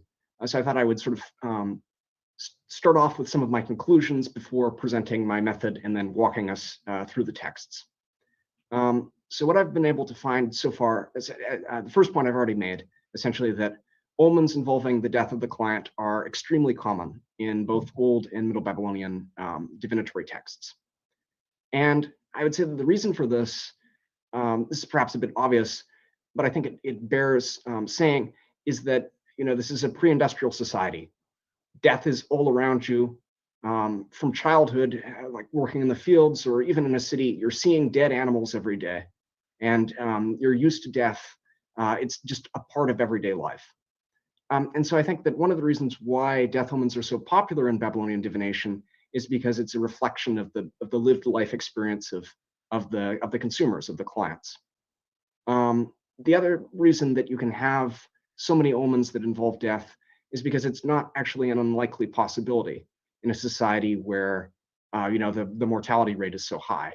And the other thing is the diviners will sometimes insert clauses, as we'll see shortly, where other possibilities are offered in the apodosis, so the second part of the omen that gives the prediction, as an alternative to death. So either you'll die or something less extreme may happen to you. So the diviner sort of hedges his bets. And then the last component is the unexpected survival or unexpected death of a client is still explicable within the system, because the gods can sort of decide at the last minute to change someone's fate. And this happens famously for Atrahasis, when humanity has been, Enlil decrees that humanity will be wiped out by a flood, but Atrahasis escapes the flood, and so the gods give him eternal life as essentially a way of getting around their previous decision. And then the reverse happens to Renama, who's assigned an excellent fate initially, but then Enlil sours on him and he's condemned to death and dies in battle. As I said before, death omens affect all social groups, so even the diviner, as we'll see.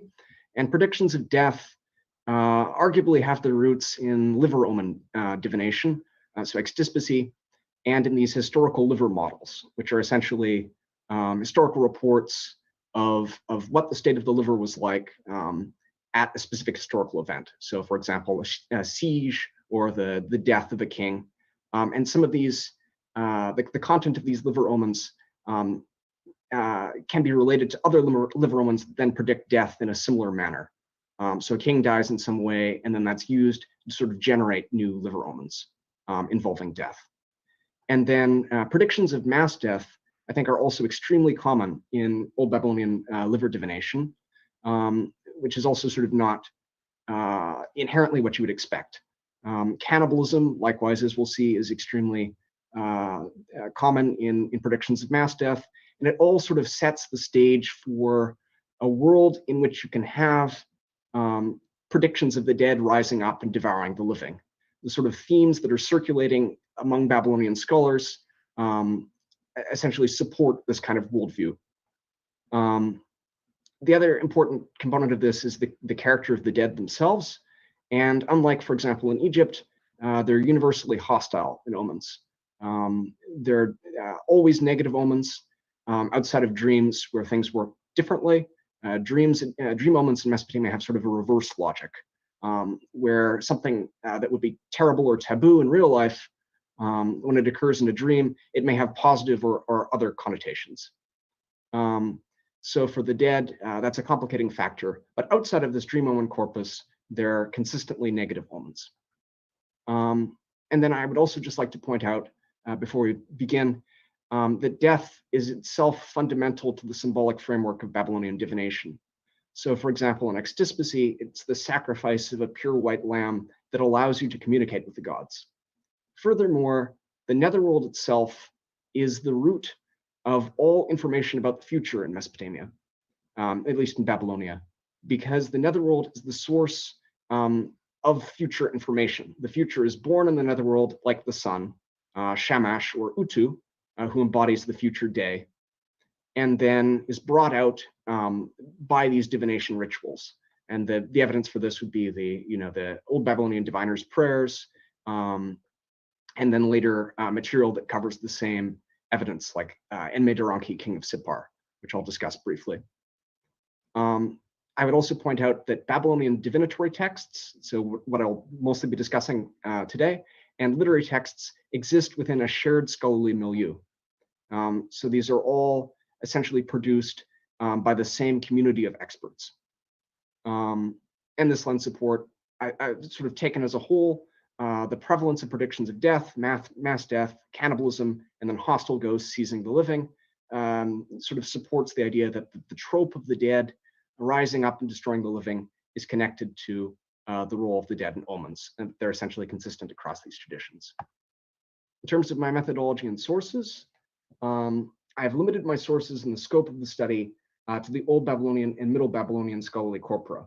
So I'll be focusing mainly on Old Babylonian and Standard Babylonian terrestrial signs, so from the series Shuma Alu, and extispicy omens.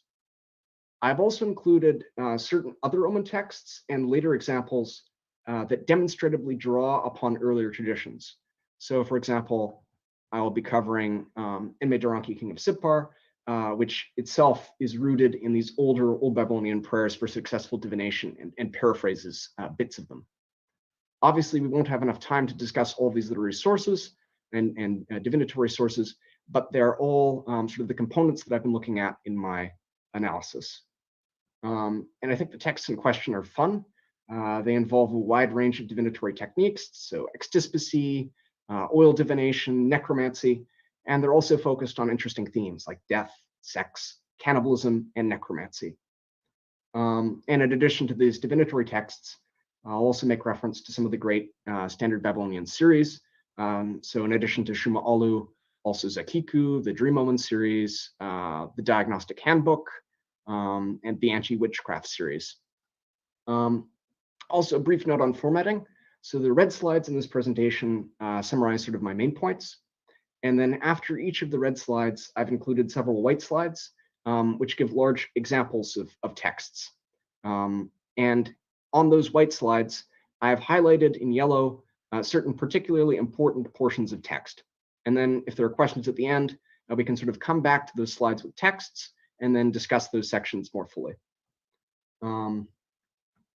So to begin with the dead as signs importance, I think before we can really consider the characterization of the dead in the netherworld in Babylonian scholarly texts, it is important to understand the symbolic role that dead bodies played in Babylonian divination. The symbology of the dead in Babylonian terrestrial signs is, well, generally negative, and unsurprisingly associated with predictions of death. So for example, in Shuma'alu, the standard compendium of terrestrial omens, the dead bodies of animals tend to signify financial loss, social diminishment, or death. So for example, if a dead lizard is seen in the house of the man here refers to the client, that household will diminish. And if the animal already has negative ominous associations, so for example, snakes in omens are usually negative, the dead version of the animal is usually worse, or at least more personal if possible. It is a more personal effect. So for example, if you see two dead snakes kissing, the prediction is for a general diminishment of population. But if you see a dead snake inside your own house, it portends imminent personal death. And like dead animals, of course, dead human bodies are also consistently negative, but they occur less frequently than animal corpses as terrestrial signs, probably because it reflects the realities of what you would see walking on the street. Human corpses would have been a somewhat less common sight during day-to-day life than animal corpses. And a good example of the kinds of omens that involve human corpses is provided by YOS 1021. So here, if in front of the fortress a weapon mark is visible and a hole is set between them, and here of course the fortress is a feature on the liver, a lion will drop a dead body in front of the man and then it will be killed. So here the extispicy omen, so the liver omen, itself results in a prediction of a terrestrial sign that will be seen. As for how that terrestrial sign should be interpreted, we can turn to a later text, Chronicle 17. So this is considerably later, but it draws upon essentially a wider corpus of old Babylonian omens involving the sighting of animals and then their death in a public setting. So for example, tablets involving the sighting of strange birds over a town or an army in the old Babylonian period lead to similar predictions of mass death. And here in Chronicle 17, all these animal omens taken together lead to the prediction, explain the destruction of the land of Akkad, the signs that prefigured this destruction. And as you can see, a lion occurs. The death of a lion in a public space is one of the signs that leads to this prediction of mass death. In terms of human corpses, sort of more directly and their involvement in omens, Shuma'alu has an entire tablet which is devoted to the attitude or position of a corpse in a tomb and its ominous significance. Essentially, it's like the English idiom of turning in one's grave as a result of important events. So the movement of a corpse in a tomb is used as a means of predicting the future, and most of the omens involving corpses are unsurprisingly probably related to predictions of death. So for example, if you build your tomb in a garden and then you build your house on top of it, the prediction is that the client will die. One complicating factor with dealing with references to death in Old Babylonian texts is that the term for dead, mitu, a dead person, is also used to describe the mortally ill. This is also true of medical texts. In certain passages of the diagnostic handbook, the patient will call out that they're effectively dead, even though they're still alive. It's just a means of expressing suffering and sort of metaphorically saying that they're dead. So a dead person really can't die, but the omens predict that a mortally ill person will die. This occurs in several different passages in the terrestrial omens series. I should also say that the symbolic framework for predictions of death in Babylonia is extremely concerned with the abruptness of death and sort of the impermanence of human life. It's likened, the death of the client is likened to a flash of light, and sometimes specific specific time periods are given for when the client will die. And I think this reflects a similar interest in other scholarly corpora in the suddenness of death. So for example, in Lovelow, one who was alive yesterday is dead today. Momentarily gloomy, he is suddenly boisterous. It's all related to the changing and impermanent nature of existence. And the Omen corpus sort of shares this wider scholarly interest in death, obsession with death, and the brevity of human life. I should also mention that specific details about death are often provided, and that death omens apply essentially to everyone. So from the Mushkanum, the peasant, to the Sharum, and several omens involve predictions of death even for the diviner. Just as some brief illustrations, death through famine, death through the hand of an enemy, death through slander, death through wrath. There's a wide variety of different predictions with very specific predictions for how the client might die. Death through stroke, death through demonic disease, and then political violence is also a major element of Old Babylonian omens. So for example, the eunuchs will kill the king in the palace, or the Rab Sikatum, who's a military official, will die. This is a world where no one is really above predictions of death. Everyone is affected or potentially affected by these terrestrial signs or extispicy omens. And this also applies to entire lands or large groups of people, so like the army. So for example, this gallbladder omen predicts that the entire army will fall in battle. And they're really quite common. Here are some more omens dealing with the downfall of the diviner and other officials. And then just to sort of give you a sense of the scale of predictions of death, these earthquake omens from Nuzi describe cannibalism, plague, and dogs consuming human flesh. So there's a real tradition within the omen, the Old Babylonian and Standard Babylonian omen corpora of mass death. Yet more, here are some omens that specify time periods. So the man will die within that same year, or within that year he will die. And then they also provide, since they're terrestrial signs, which can be averted, unlike extispicy omens, which are a direct message, they're provoked. You have to ask the gods what's going to happen. Terrestrial signs are just things you observe, and so they can be averted through proper ritual. In this case, you can turn what might be your imminent death through the proper ritual. You can then avert it, and you'll suffer a bit, but you'll ultimately live. Yet more omens. So how did the public react? And here I would just like to briefly adduce two examples.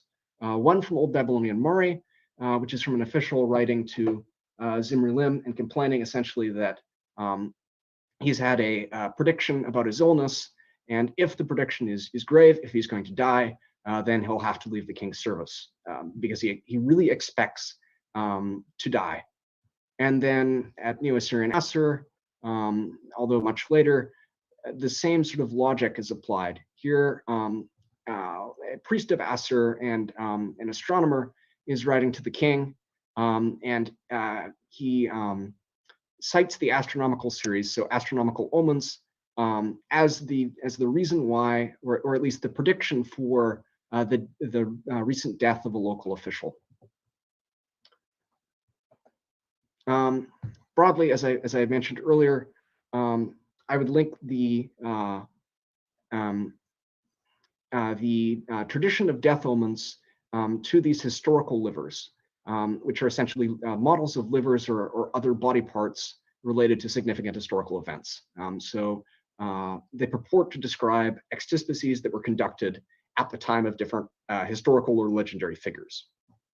So to give an example, YOS 1011 has, which is an extispicy omen rather than an actual liver model, but it goes back to these liver models. It's the liver report of the Apostolian, whom Naram Sin killed in the breach. Refers to a historical or legendary siege where an enemy king was killed. And then famously, these kind of predictions are then extended to other omens. So any liver or body part that has a pill shoe, a hole, can be connected to this this incident with the Apichollian because of the punning relationship between pill shoe and Apichol. So the historical livers are really taken and used in this generative paradigm to generate new omens. And now I will just briefly cover sort of the other aspects of death omens in a series of short vignettes. So I'd just like to point out that the netherworld also plays a very prominent role in the Old Babylonian and Standard Babylonian omen tradition. Essentially, while there are some inconsistencies in how the netherworld is presented, for example, it is associated with this specific it isn't necessarily as consistent a picture of the netherworld as has sometimes been argued in the scholarly literature, but still it serves largely the same purpose. And omens pertaining to the netherworld, death omens in general, tend to have different effects on the rich and the poor. So there are sort of systematic contrasts that we can observe across the corpus. Here are some examples of the netherworld being incorporated into different kinds of omens. So the netherworld shows up as a sign in both oil omens, omens from a heart dropped into water, bird extispicy omens, and then, of course, most directly in this late text, which deals with necromancy. So this is actually outside of the period on which we're focused on. It's late Babylonian, but it's still, there's evidence, which I'll discuss shortly, for the existence of necromancers in earlier periods, and it reflects the only sort of direct representation of a necromancer's ritual that we know from Mesopotamia. So essentially, the necromancer sets up a skull, and then after performing the ritual, you can then call up the dead spirit to inhabit the skull and then question it about the future. The netherworld is also prominently featured in dream omens. So for example, this Middle Babylonian tablet from Susa, and essentially it serves a negative role. As you can see, because of the way the netherworld works, and because of the way the dream omens work, what occurs in the netherworld, the reverse occurs in reality. So if you are blessed by the dead in the netherworld, you receive a curse on earth. And this is true not only for this late Old Babylonian or Middle Babylonian tablet from Susa, but also for the Standard Babylonian dream series, where similarly, in the netherworld, and it blesses you, just a negative effect on earth. You will die. Another illustration of the prevalence of death across all omen corpora, including dream omens, and their effect on essentially all sectors of society, so from the peasant to the king. Now briefly, I'd like to say just a little bit on cannibalism, essentially just to point out that it is common in omens. In omens predicting mass death. It's not nearly as common as these sort of more generic predictions of death, but for omens that relate to a plague or a larger natural disaster, cannibalism is often mentioned as an element. And cannibalism, in the sense of medical cannibalism, also played an important role in Babylonian medical magic. This is just a brief example from a dream omen where through the reverse logic of dreams, if in a dream you eat the flesh of humans, in real life you'll get wealth. Similarly, dream omens refer to the killing and cannibalization of friends and family members, and it's essentially cannibalism is an important theme in the omen corpus. Very briefly on the symbolism of ghosts in omens, essentially they're negative signs, and unlike in Egypt, mortuary cults in Babylonia really weren't a form of ancestor worship.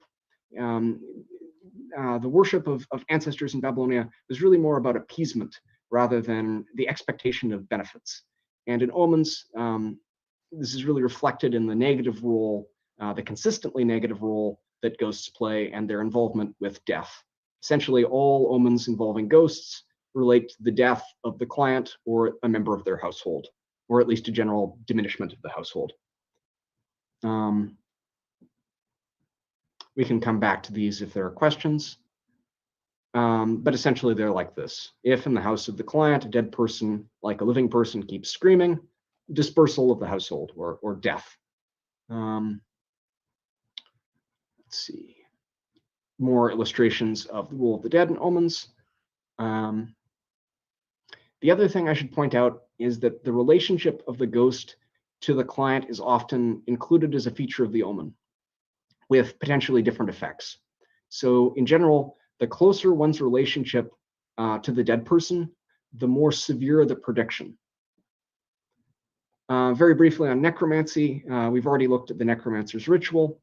I'd point out that necromancers are attested in the lexical tradition, essentially from the 3rd millennium onwards. They show up in Sumerian, Old Babylonian Sumerian lexical sources, and then they're also attested in an early proverb, and then they occur in this late necromancer's ritual. What else can I add? Oh yes, the other thing I should mention is that physically present at extispices were the netherworld gods and other dead spirits. So for example, Isbum, the spirit of the aborted fetus, is mentioned in Old Babylonian divination prayers. And similarly, one finds obscure netherworld gods like Eshebitum Alikatum Mushita, the owl who walks the night, who's probably a form of Ishtar in her netherworld aspect. And then just very briefly about the appetites of the dead, I'd like to point out that there's sort of a dualistic setup between the dead and the gods as consuming and being present at the same divination rituals. So both the dead are called up from the netherworld, and the gods descend on these extispice offerings when Shamash and Adad place the truth in the omen. And these Old Babylonian and later texts that deal with extispice increasingly stress the purity and status of the flesh and blood of both the diviner and then of the sacrificial animal. So I think it's part of a broader interest in sort of the status of flesh and blood and the importance of blood and flesh in ritual. And the sort of late reflection of this that you can see in Enme Deranki appears also in earlier Old Babylonian sources. So, for example, that refer to the purity of the diviner or to the purity of the sacrificial animal. And then very briefly, another element of the dead, which I think is an important component of how they function, is sex. Essentially, as in Gilgamesh and Enkidu in the Netherworld, where the dead are described in terms of having sex organs that have been reduced essentially to, a rotten timber or a crevice filled with dust. The dead in magical medical texts and omens are similarly sort of deprived of sex. This relationship is exploited, for example, in the Babylonian witchcraft corpus, in that one of the ways of bewitching someone is to construct a figurine and then bury it in a grave in the lap of a dead person. And then through sympathetic magic, the person represented by the figurine then suffers the curse, which is essentially being visited by the spirit of the dead person. And this kind of visitation, I think, is also reflected in omens and in medical texts, where we have the prediction of the hand of a ghost seizing someone, which is an exceedingly common diagnosis and also rather common in omens. Just some brief illustrations of the sexual aspects of the dead and their potential perils. In this case, because it's a dream, receiving the sexual sort of desires of the dead has a positive aspect. It's the opposite of what should occur in reality. Excuse me, would you mind? Oh, you're at the conclusions now. Yes, I'm at my conclusions. So just briefly, I would state that the symbolism and characterization of the dead is consistent across Babylonian divinatory and scholarly texts. This is a bit obvious, but ghosts and the dead are terrible portents, they're bad omens, and they're associated with a larger genre of omens that predict death. Seeing or interacting with a ghost, based on the principles of sympathetic magic, is deadly outside of specific controlled rituals. So like the necromancer's ritual or the divination ritual of extispicy itself. The other thing I would point out, although we didn't really have a chance to look at it, is that the living in dream omens actually consume the flesh of the dead and engage in sexual relations with the dead. Given that dream omens work according to reverse logic, we can assume that in reality, as envisioned by the Babylonians, the dead would be the ones consuming the living, or seeking to make love to the living. And accordingly, I think we can say that the dead are motivated by hunger, by lust, and by envy, as well as a twisted compulsion to fulfill the needs and functions that they once performed in life. So, for example, in omens that refer to the dead appearing like a living person, it's clear that in divination, there was a sense that the dead might act as they had in life, which is also the same reason why the dead are so dangerous in witchcraft, and the same principle that causes that to work in witchcraft. Essentially, you're creating an artificial relationship between a living person and a dead person, and thereby causing the living person's death. And just briefly, I would say that the prevalence of predictions of mass death across the omen corpus and the general negative characterization of the dead in divinatory texts is consistent across the magical medical corpus of Babylonian scholarly texts, across divination literature, and across Babylonian literature more generally. So now, just finally, as I think an illustration of the Babylonian attitude towards death, I'd just like to cite this short passage from the Dialogue of Pessimism, where a master and a slave are having a conversation, and essentially the dialogue concludes. This is the penultimate strophe, but the dialogue concludes with a statement about the futility of human existence and its brevity. And I think this really illustrates sort of the wider Babylonian scholarly attitude towards death and the lack of permanence in life. Thank you very much, Eric. Thank you very much. Now, I don't believe we have any time for questions, unless Megan, this is really up to you. Let's see, spotlight. We do. I suppose we have time for one very, very quick question.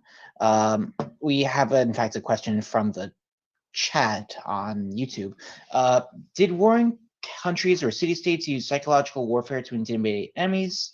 For example, leaving dead sacred animals at an enemy's gate in the middle of the night. I mean, that tangentially relates to your talk. I wouldn't be surprised if there were instances of this, but they would be found in different corpora. So essentially, I'm looking at scholarly literature rather than letters yeah, I think that would be sort of an incident we would expect to find in the Mari letters in a particularly strange passage or something like that. So I can't think of any examples off the top of my head. There are examples from the Neo-Assyrian period, of course. So, for example, the destruction of the bones of the Babylonians' forefathers occurs in the context of the campaigns to punish the Babylonians. But I think that's a rather different world, quite different from the world of the Old Babylonian period and then the Middle Babylonian period. So I'm not sure. Maybe one of my colleagues can think of a better example But I can't think of any examples of psychological warfare outside of the Neo-Assyrian period. All right, and I guess that's about all the time we have. Thank you very much, Eric, and thank you all for attending. This will end the stream portion of our conference. If you have any questions, our YouTube friends, please feel free to contact us. We'll be very happy to hear from you. And that's it. Have a wonderful rest of your day.